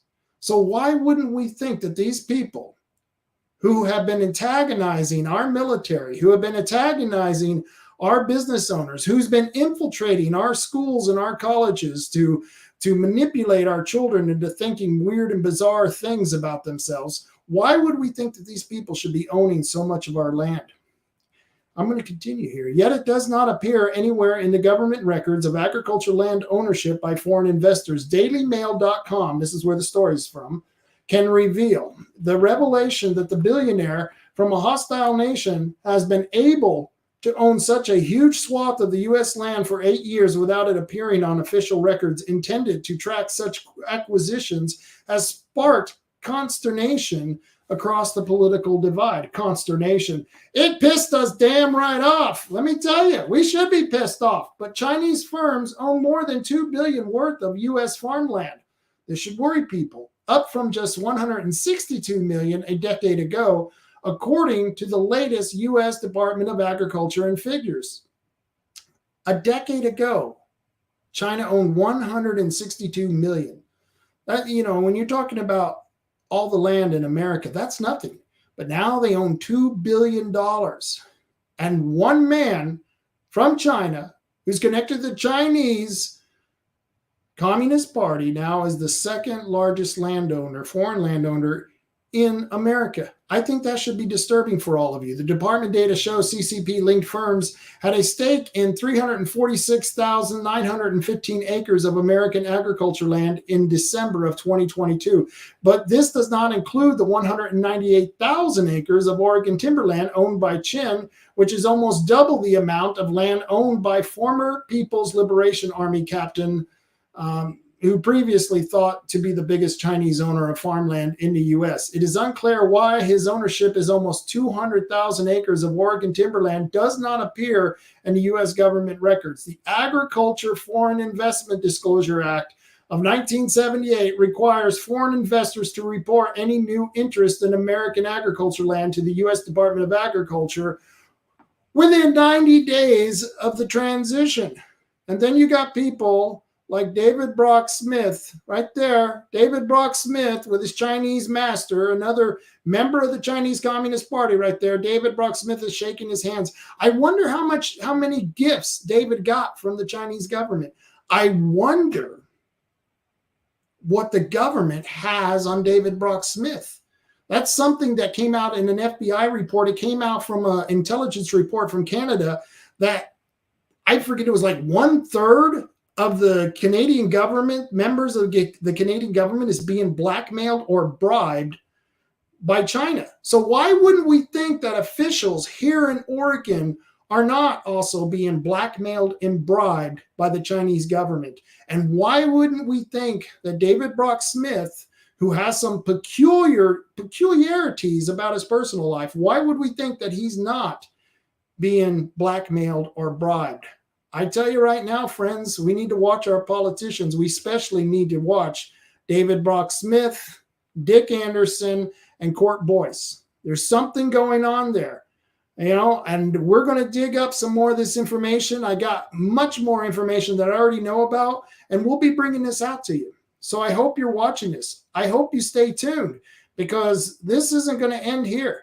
This isn't going to end anytime soon, and we're going to keep an eye on it. We're not going to go away. I don't care if he canceled my radio show. You think I'm going to go away? You think I'm backing down, David?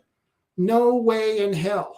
No way in hell. And I don't care if it's David. I don't care if it's Dick Anderson. I don't care if it's Court Boyce. I don't care if it's the freaking president of the United States. If you're dicking with my country, I think we need to point it out. And I hope you people feel the same way. So stay alert out there. Just stay alert, because there's a lot of things going on in this country, and there's a lot of things that are going on in this state that we need to be aware of. And if we don't pay attention to it, you can't count on the politicians to. So, I'm going to have a gentleman on in a couple of weeks who's going to talk about the state of the slave camps. Supposedly there's a slave camp in Brookings, a Chinese slave camp. No, imagine that, a Chinese slave camp. They own a good portion of Oregon, so why not enslave some people and bring them over here? Yeah, that's a good idea. So, we will be talking about that next week. And until then, I want to thank 3H Tree Service and playing another round of Where's 3H Tree Service. We're going to do that next week. We'll see how that goes for us. I want to thank Tim from Tom and Gigs, another sponsor, great sponsors. All my sponsors are great, because you have to be great to be one of my sponsors. And they don't put up with any bullshit. You think Matt Holman or Tim from Tom and Gigs, you think they put up with bullshit? No. They look it in the eye and they flush it down. That's right. They don't put up with the bullshit. They knock it down, they flush it down. They don't put up with it. That's right. And of course, I want to remind you that we're also supporting Oregon Firearms Federation. We're going to get Kevin Starrett on here soon. I love Kevin. He's a great guy. He always tells the truth. He gives it to you with a clear perspective of what the hell's going on in this country. Kevin's a great guy. He's the director of Oregon Firearms Federation. It's a no compromise gun group. And they're the ones who are fighting for our rights, because you know what? The Republicans don't seem to be doing it. David Brock Smith don't seem to be doing it. Dick Anderson, he certainly isn't doing it. Oh, good old limp Dick Anderson. So if we didn't have people like Kevin, people like Diane Rich, people like Richard Burke out there, people like you out there fighting for this country, well, then we'd be in a shitload of trouble. And it's true. It's true. It's the American people, the backbone of this country. That's the reason why we are able to stand, because we protect our rights. And the biggest right of all, the right to own guns. You know, you're looking at this picture of the Oregon Firearms Federation. You see that beautiful gun up there, that beautiful rifle. What a beautiful rifle that is. And, you know, I can tell you right now, that's why this country is still free. You know, the Chinese, if they had guns, they wouldn't put up with this shit. No, the Chinese, they would take away all those commie bastards because they don't want to live under communism. I don't want to live under communism, and that's why I'm going to fight like hell for my gun rights. And that's why I'm proud that Oregon Firearms Federation is in the same situation. So I'll see you all next week. I'm not sure who the guests are. I've got some promising ideas of who the guests are going to be, but I you know, until I confirm it, I don't want to say anything. But until next week, carry on, Coos County. Carry on.